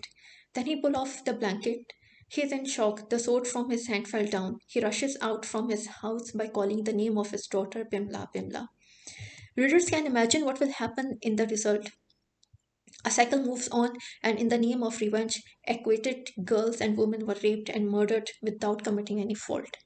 At that time, everywhere is killing scene. No matter Hindu killed Muslims or Muslims killed Hindu. Newspapers were full of such news which clearly showed the scenario. Many people were killed and injured during riots in many cities like Allahabad, Dhaka. Notably, there were also communal clashes among Hindus and Muslims. Hindu in West Punjab also looted Muslim shops to give them financial harm. Koldo is one of the masterpieces written by Manto on this specific area of victim women who got abduction and brutally raped by the men of their core religion. Some of the abducted girls and women lost their senses after being abducted. When riots over, both the governments, on the initiative of women social workers, agreed to take decision on the serious problem of the abducted and kidnapped women and children and their recovery issue. They mutually took a decision that all the abducted women should sent back to their own families, even though they wished to live with their abductor's family. Additionally, to recover abducted women and children, the task had been assigned to many volunteers so that they are restoring them to their families. They would go across the border to make their recoveries. Kholdo is the story of that scenario in which volunteers who were on the task of recovery of abducted women were what doing with these abducted women and girls. Not all, but few of them were the real culprit. According to the statistics, 30,000 women in total were recovered from both sides of the border. Among them, from India, there were 22,000 Muslim women, and from Pakistan, 3,000 Hindu and Sikh women. Kholdo is Sakina's story, who at crowded Amritsar railway station gets separated from her father, named Sirajuddin. After reaching at Lahore station, her father suddenly realized that Sakina is not with him. He tries hard to find her but failed. While searching for her daughter, he met with the group of boys who are voluntarily agree for the recovery of abducted women and girls. They promise Sirajuddin that they will try to find his daughter too. After searching few days, the group of boys succeeded to get Sakina. They take care of her, but before handing to her father, their intention changes. They brutally and repeatedly rape her. By doing this, she is in phase of unconsciousness. At the end, Sirajuddin finally finds her in a hospital and he gets information for her dead body. Writer ends the story when doctor arrives there with the concluding lines as the doctor turns towards Sakina's body, check her pulse, and addressing the ward boy says, "Open the window." Then Sakina's dead body showed a sudden movement. Her lifeless hands opened the cord of her trouser and pulled it down. Old Sirajuddin shouts with joy. Sakina is alive, she is alive. The doctor stands there breaking into a cold sweat. The story depicts the relation of language. The only sense of Kholdo for Sakina is the moment to get raped, as she is brutally and repeatedly raped, which destroy her sense of understanding and meaning of language. Being a plural text, it motivates its reader to search the true sense of tragedy.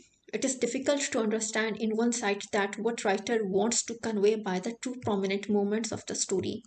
One is the joyful cry of Sirajuddin, and the other is there comes cold sweat in someone's hand.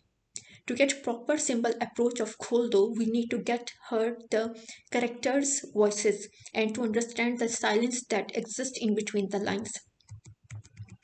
Therefore, Kholdo provides evidence for those women who suffered at the tragic moments of 1947, by the interference of states into their personal life made it difficult to go for them of their own choice. If we read their biographies, we will find what exactly partition of India means in the true sense. Conclusion. Violence against women attributed to partition violence happened mainly in the year 1947, but also in the following 2 years many incidents occurs. The governments of both the newly established states were agreed to follow up the restoring and recovering of the abducted women and children. Female social workers were assigned to recover and restore abducted women. During the process, they found many groups of women. Social workers, along with the police officers, had strict instructions that any police officer not below the rank of an assistant sub inspector can enter in any doubted house. If he finds any abducted woman there, can bring her to the camp even against her will. At this point, it is another cruelty that women faced because many of the abducted women got married to their abductors and had children. There was also a possibility that these women were not accepted by their family. For the children, Indian government showed more cruelty as in Hindu culture no child is acceptable if his father was a Muslim. Such children must be kept to their fathers. What was beyond the that was beyond the inhumanity. Most of the abducted women married to their abductors across the border after conversion of their religion and had their families now. This was the second trauma faced by the abducted women to leave their abductors' family and children. In case if the women were pregnant, they must go under abortion before handing over to their original family. At every step, they passed through the trauma to lose their children. The states introduced laws and launched various programs to recover missing women and to provide necessities of life for unattached women.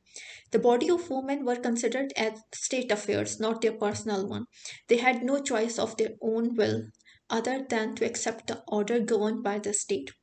Trauma that is faced by the abducted woman was truly portrayed by the writers in either in their short stories or novels, which reveals that the pain which they bear at that time is not as easy as a normal person think of. Woman, if on one side considered as a weak individual, she becomes determined than on the other side. She will become more stronger and can face every up and down of the life. Female writers also depict this aspect of human individuality in the partition literature, that how bravely they faced such situation.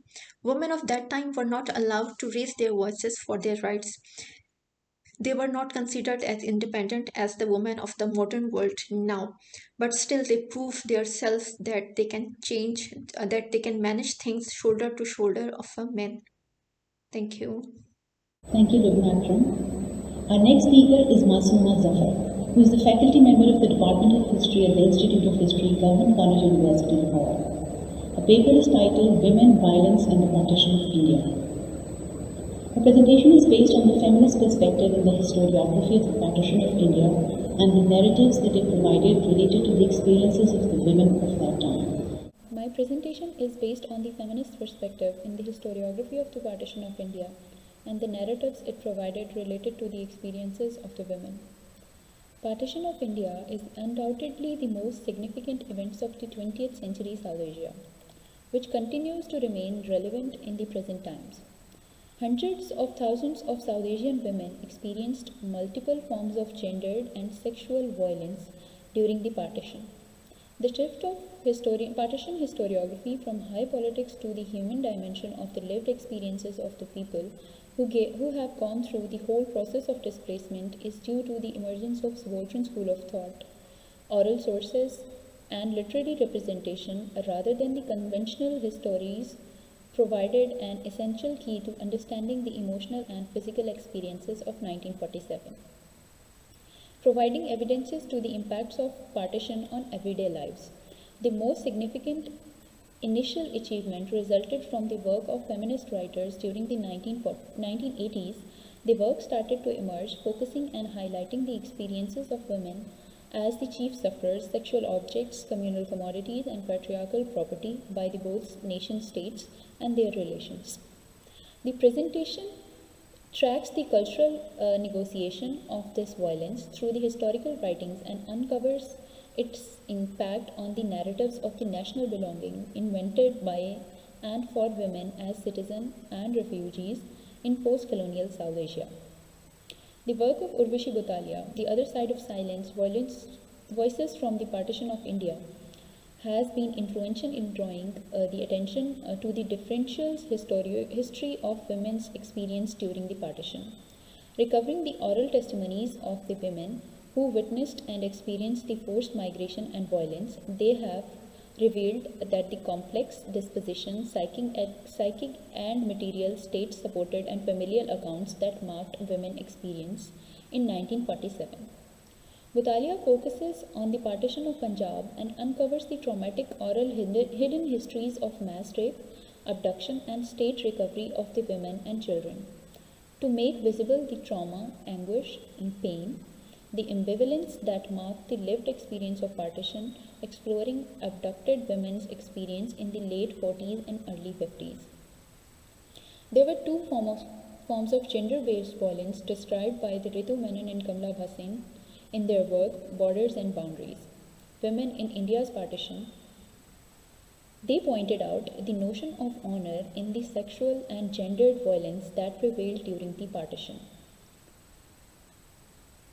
To quote them, the most predictable form of violence experienced by women and as women in the women of one community are sexually assaulted by the men of other, in an overt assertion of their identity and a simultaneous humiliation of the other by dishonoring their women. They note that, as in other moments of ethnic conflict in the world, the rape and molestation of Hindu, Sikh, and Muslim women before and after the partition probably followed the familiar pattern of sexual violence and of attack, retaliation, and reprisal. There was another kind of violence on women which was imposed by their own family members, and a large number of women were forced into death to avoid the sexual violence, to preserve chastity, and to protect individual, family, and the community's honor.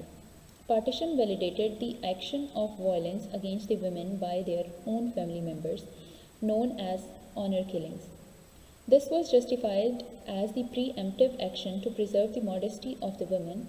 Thus, patriarchal community exonerated itself by imparting a legitimacy to its own acts of violence.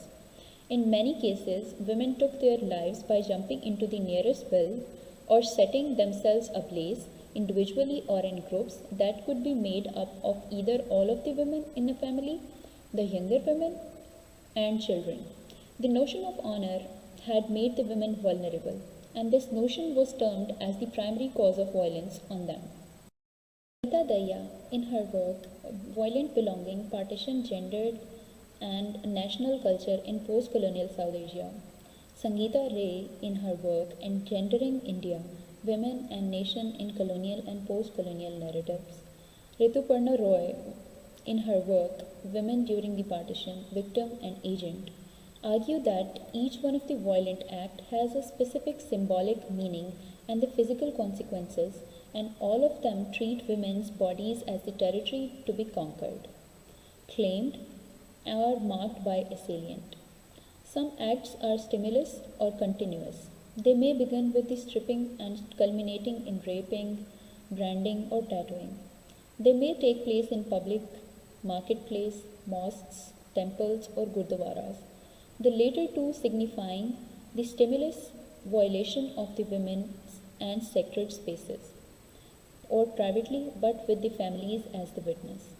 Tattooing and branding of the body with Pakistan Zindabad or Hindustan Zindabad not only mark the women for life, they never allow her or her family or community the possibility of forgetting her humiliation.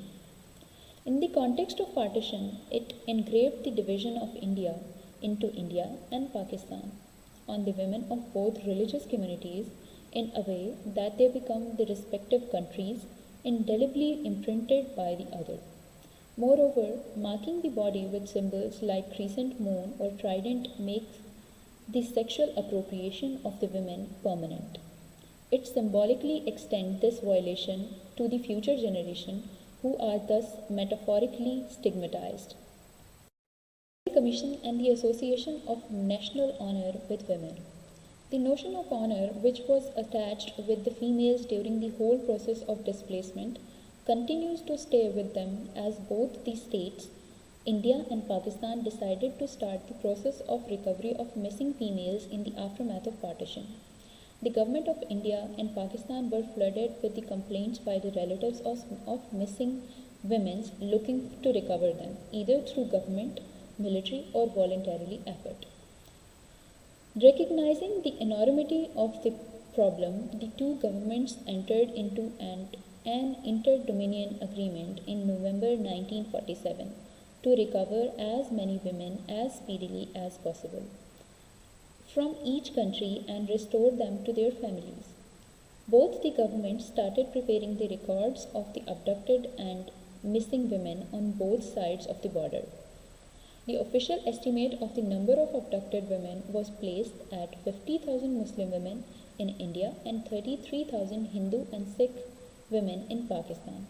This agreement was followed by the passing ordinance in both countries to cover the years up to December 1949. Finally, in December of that year, the Parliament of both countries legislated an act to facilitate the recovery operation. The definition under that treaty, the definition of abducted person under that treaty was an abducted person mean a male child under the age of 16 years or a female of whatever age who is immediately before the first day of March 1947 was a Muslim, Hindu or a Sikh, and who on and after that day and before the first day of January 1949 has become separated from his or her family and is found to be living with or under the control of a Muslim, Hindu or a Sikh individual or family, and in the later case includes a child born to any female after the said date. Some of the other points of the treaty was every possible effort should be made to recover the abducted women and children as soon as possible. Conversion of a person abducted after 1st March 1947 will not be valid, and all those persons will be restored and sent their original domains. Therefore, the will of the person could not be considered relevant. The biased responsibility to recover the abducted person lies on the local police of that area from where the person was abducted. Sincere efforts from the police will be rewarded by the promotion or some kind of grant. The social workers will be part of this scheme. They will check up on the camp arrangements of the abducted women and children. Collecting the complete information of the recovered persons will also be the responsibility of social worker. The task of recovering the abducted women was done into 3 stages. First stage was November 1947 to December 1947, and the second stage was December 1947 to July 1948. The third stage was August 1948 to December 1948, although the process continued till 1956. This recovery mission became a matter of national honor for both the government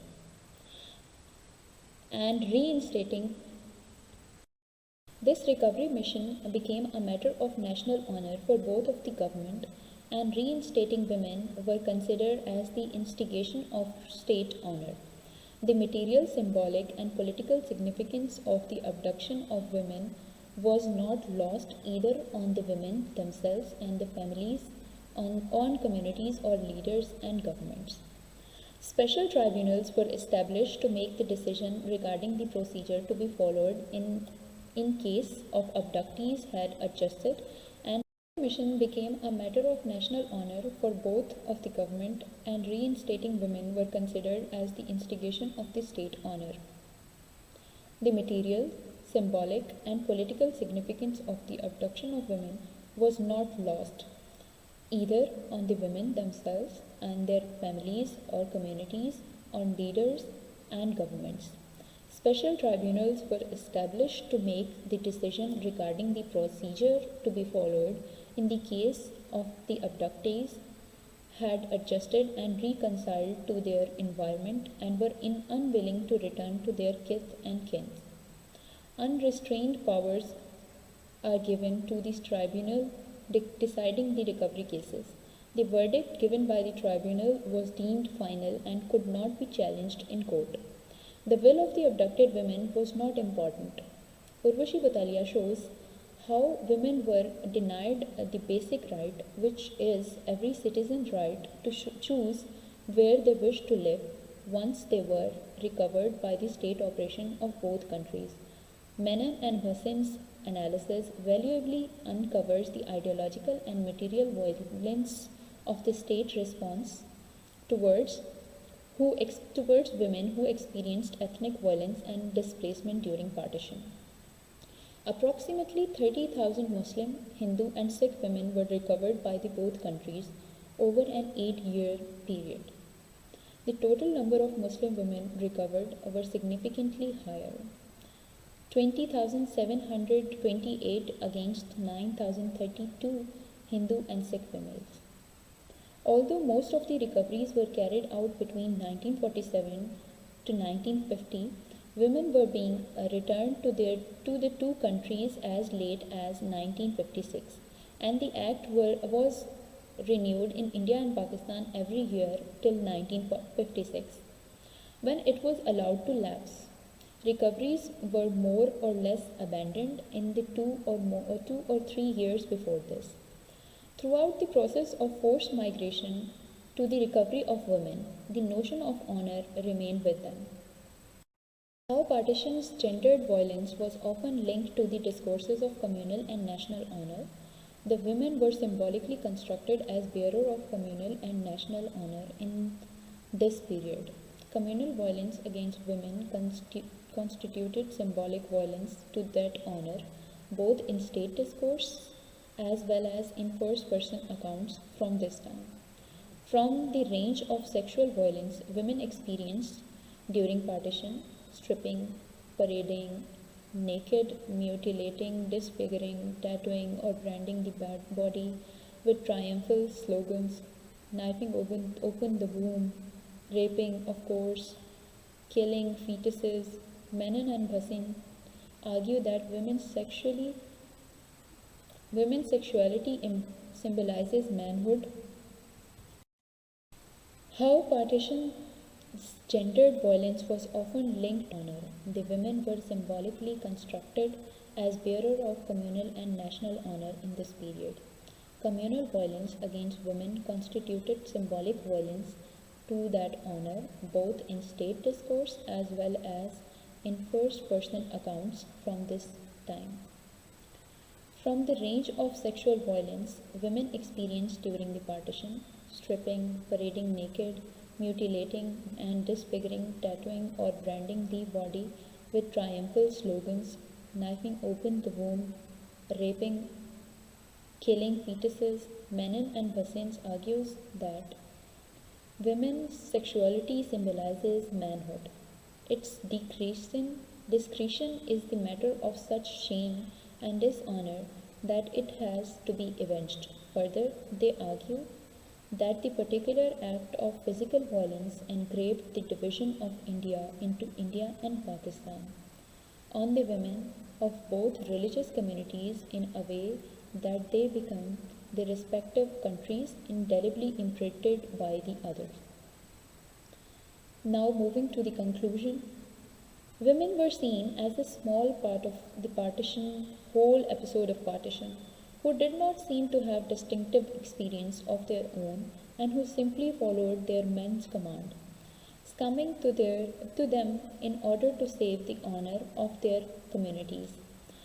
The aim of this presentation is to make women a focus of inquiry, the subject and agent of the story, and thus to paint the period of partition on broad canvas, and to understand the experiences of women in their own historical context of the time and place. The objective is to undo the myth that the history of women is the same as the history of men, that significant turning point in history have the same impact for this one sex and for the others. This presentation attempts to trace the impacts of partition on women, especially those who were abducted, converted, married, and later recovered by the state. The choice of this topic is conditioned by the following factor. History writing on the partition is often accused of being largely political and gendered in a specific way. The grand narratives have primarily focused on the causation of the division of the region. Such preoccupation with the high politics has often eclipsed the documentation of the associated history from below. Though much has been written about the partition from different angles, the element of female suffering during and aftermath of the partition as a refugee and a citizen in post-colonial South Asia still needs further investigation. Thank you. Thank you, Masooma Zafar. And this brings us to Umair Khan, who is our last speaker for today. Umair teaches at the Department of History of the Institute of History, Government College University, Lahore. The title of his paper is A Historiographical Analysis of New History Partition. His presentation is on different theoretical and methodological standpoints in what has been termed as a new history of partition. Thank you, Fatima, for providing me this opportunity. My presentation will primarily focus on what has been termed as a new history of partition. I will analyze different historical scholarship and writings on partition which gave birth to this new history of partition. This allows to question the limits of official narrative of the post-colonial Pakistani and Indian state on partition, and helps in understanding the lingering effects of partition and how partition experience continues to live in the families, communities, and social groups, whereby allowing different questions to be asked about past and present. Recent historical scholarship on partition has highlighted the different subjectivities based on class, caste, gender, and ethnicity in the partition experience.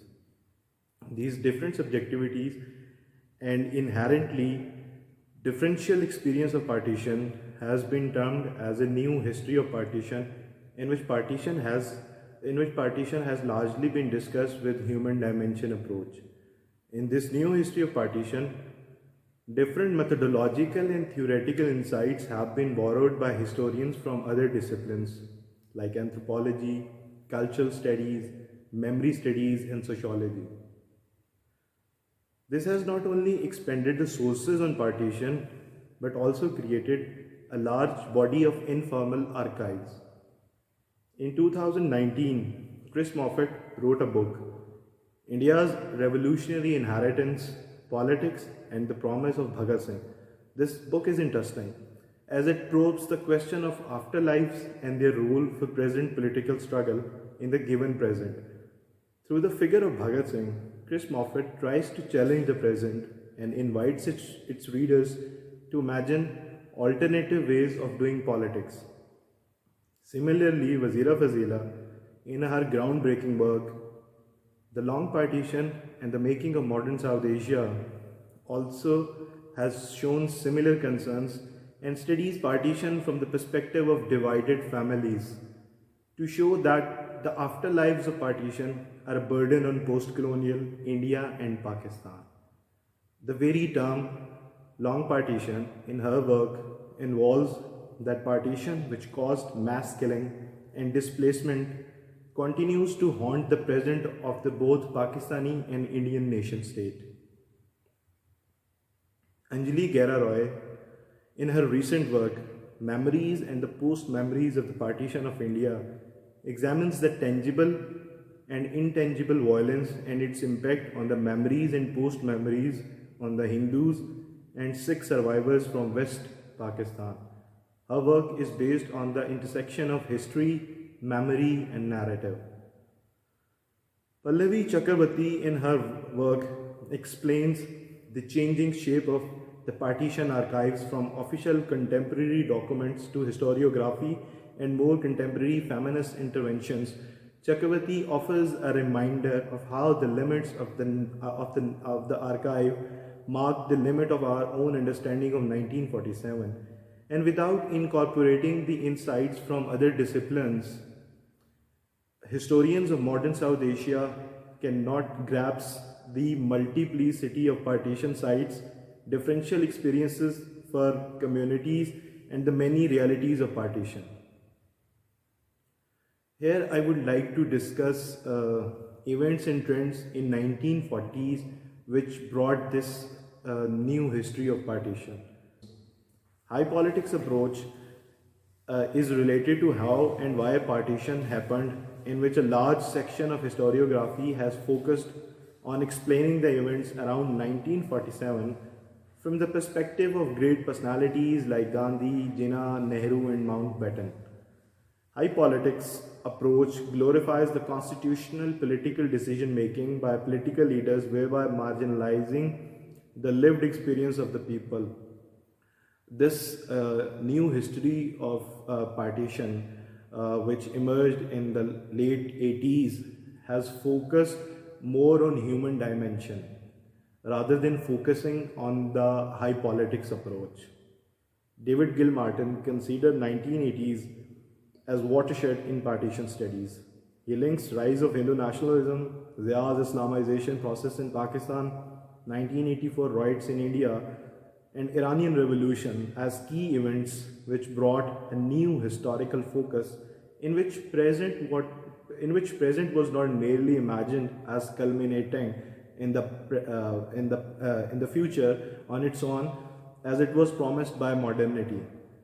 These new episodes of violence and trauma made 1947 generation who experienced and was affected by partition, and the generation who was not directly affected by partition, to imagine and relive partition in different times.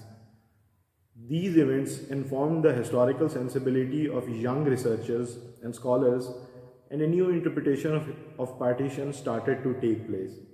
For historians, these events brought past much closer to the present, and partition was infused with different and new meanings. David Gilmartin's reading of 1980s as a watershed event can also be extended in the context of Europe. By 1980s, many narratives of Holocaust survivors were available, which showed the lingering effect of past trauma and violence in the present. This challenged the prospects of modernity, which had dismissed violence, displacement, and trauma as a thing of the past. These narratives confirmed the deep psychological scars of Holocaust on the minds of the survivors. This gave a new direction to history and history writing, and the rewriting of history was conceived from the perspective of survivors. In the context of India, the killing of Indira Gandhi by her Sikh bodyguard once again brought the memories and horrors of partition.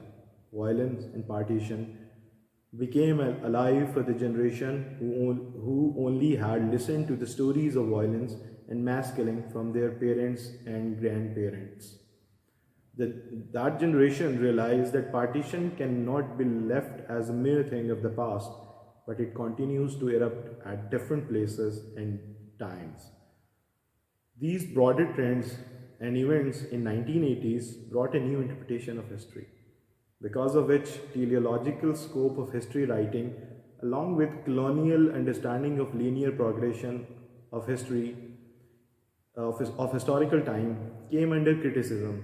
A new history of partition started to emerge, in which experiences of diverse people were recorded. New generation of historians use different methods to recover the marginal experience. Historians turn towards oral history methodology, memorial sites, material objects, and the history embedded in those material objects. In 1993, Ritu Menon, Kamla Bhasin, and Urvashi Butalia recorded and compiled the oral histories on the abducted women during the rites of partition of India in 1947. These works were groundbreaking as they challenged the traditional historical approach in which socio-political and cultural changes were explained from the perspective of great personalities. These works do not necessarily explain why and how partition of India happened, but the afterlives of partition and how official history silenced the suffering of women in the events of 1947. These works show that when records are maintained and collected from the perspective of marginalized groups and communities, they tell a different narrative. Partition becomes a different story when historians' past accommodates marginal voices in it. Gyanendra Pandey, in his book Remembering Partition, Violence, Nationalism, and the History in India, argues that the history of partition appears different from different perspectives. And here I'm going to directly quote from his book. Nationalism and nationalist historiography, I shall argue, have made an all too facile separation between partition and violence. This is one that survivors seldom make, for in their view, partition was violence, a cataclysm, a world or worlds torn apart. Whereas historians' history seems to suggest that what partition amounted to was, in the main, a new constitutional political arrangement which did not deeply affect the central structures of Indian society or the broad contours of its history. The survivors' account would appear to say that it amounted to a sundering, a whole new beginning, and thus a radical reconstitution of community and history. These shifts in historical literature on partition brought more localized case studies and diverse experience of partition within the larger Punjabi community. This historical literature helps in understanding the differential experience of partition for the larger Punjabi community in Punjab in terms of local popular authority, in terms of local political authority, and impacts of culture on differential experience of violence. These works help to understand partition and dislocation as a process rather than an event culminating and ending in 1947. For example, the work of Ian Talbot, Divided Cities, Partition and its Aftermaths in Lahore and Amritsar, looks at violence and the impacts of partition on Lahore and Amritsar. Pipavardi, in her book From the Ashes of 1947, Reimagining Punjab, documents the transformation of the land people by focusing on two localities, Ludhiana in India and Layalpur, now Faisalabad in Pakistan.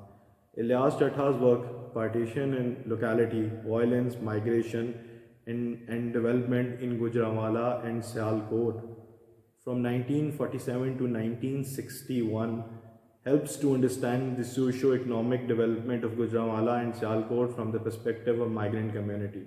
These works help to dispel the idea of Punjabi exceptionalism as colonial stereotype, in which migration and resettlement in Punjab was understood as a smooth and uniform process.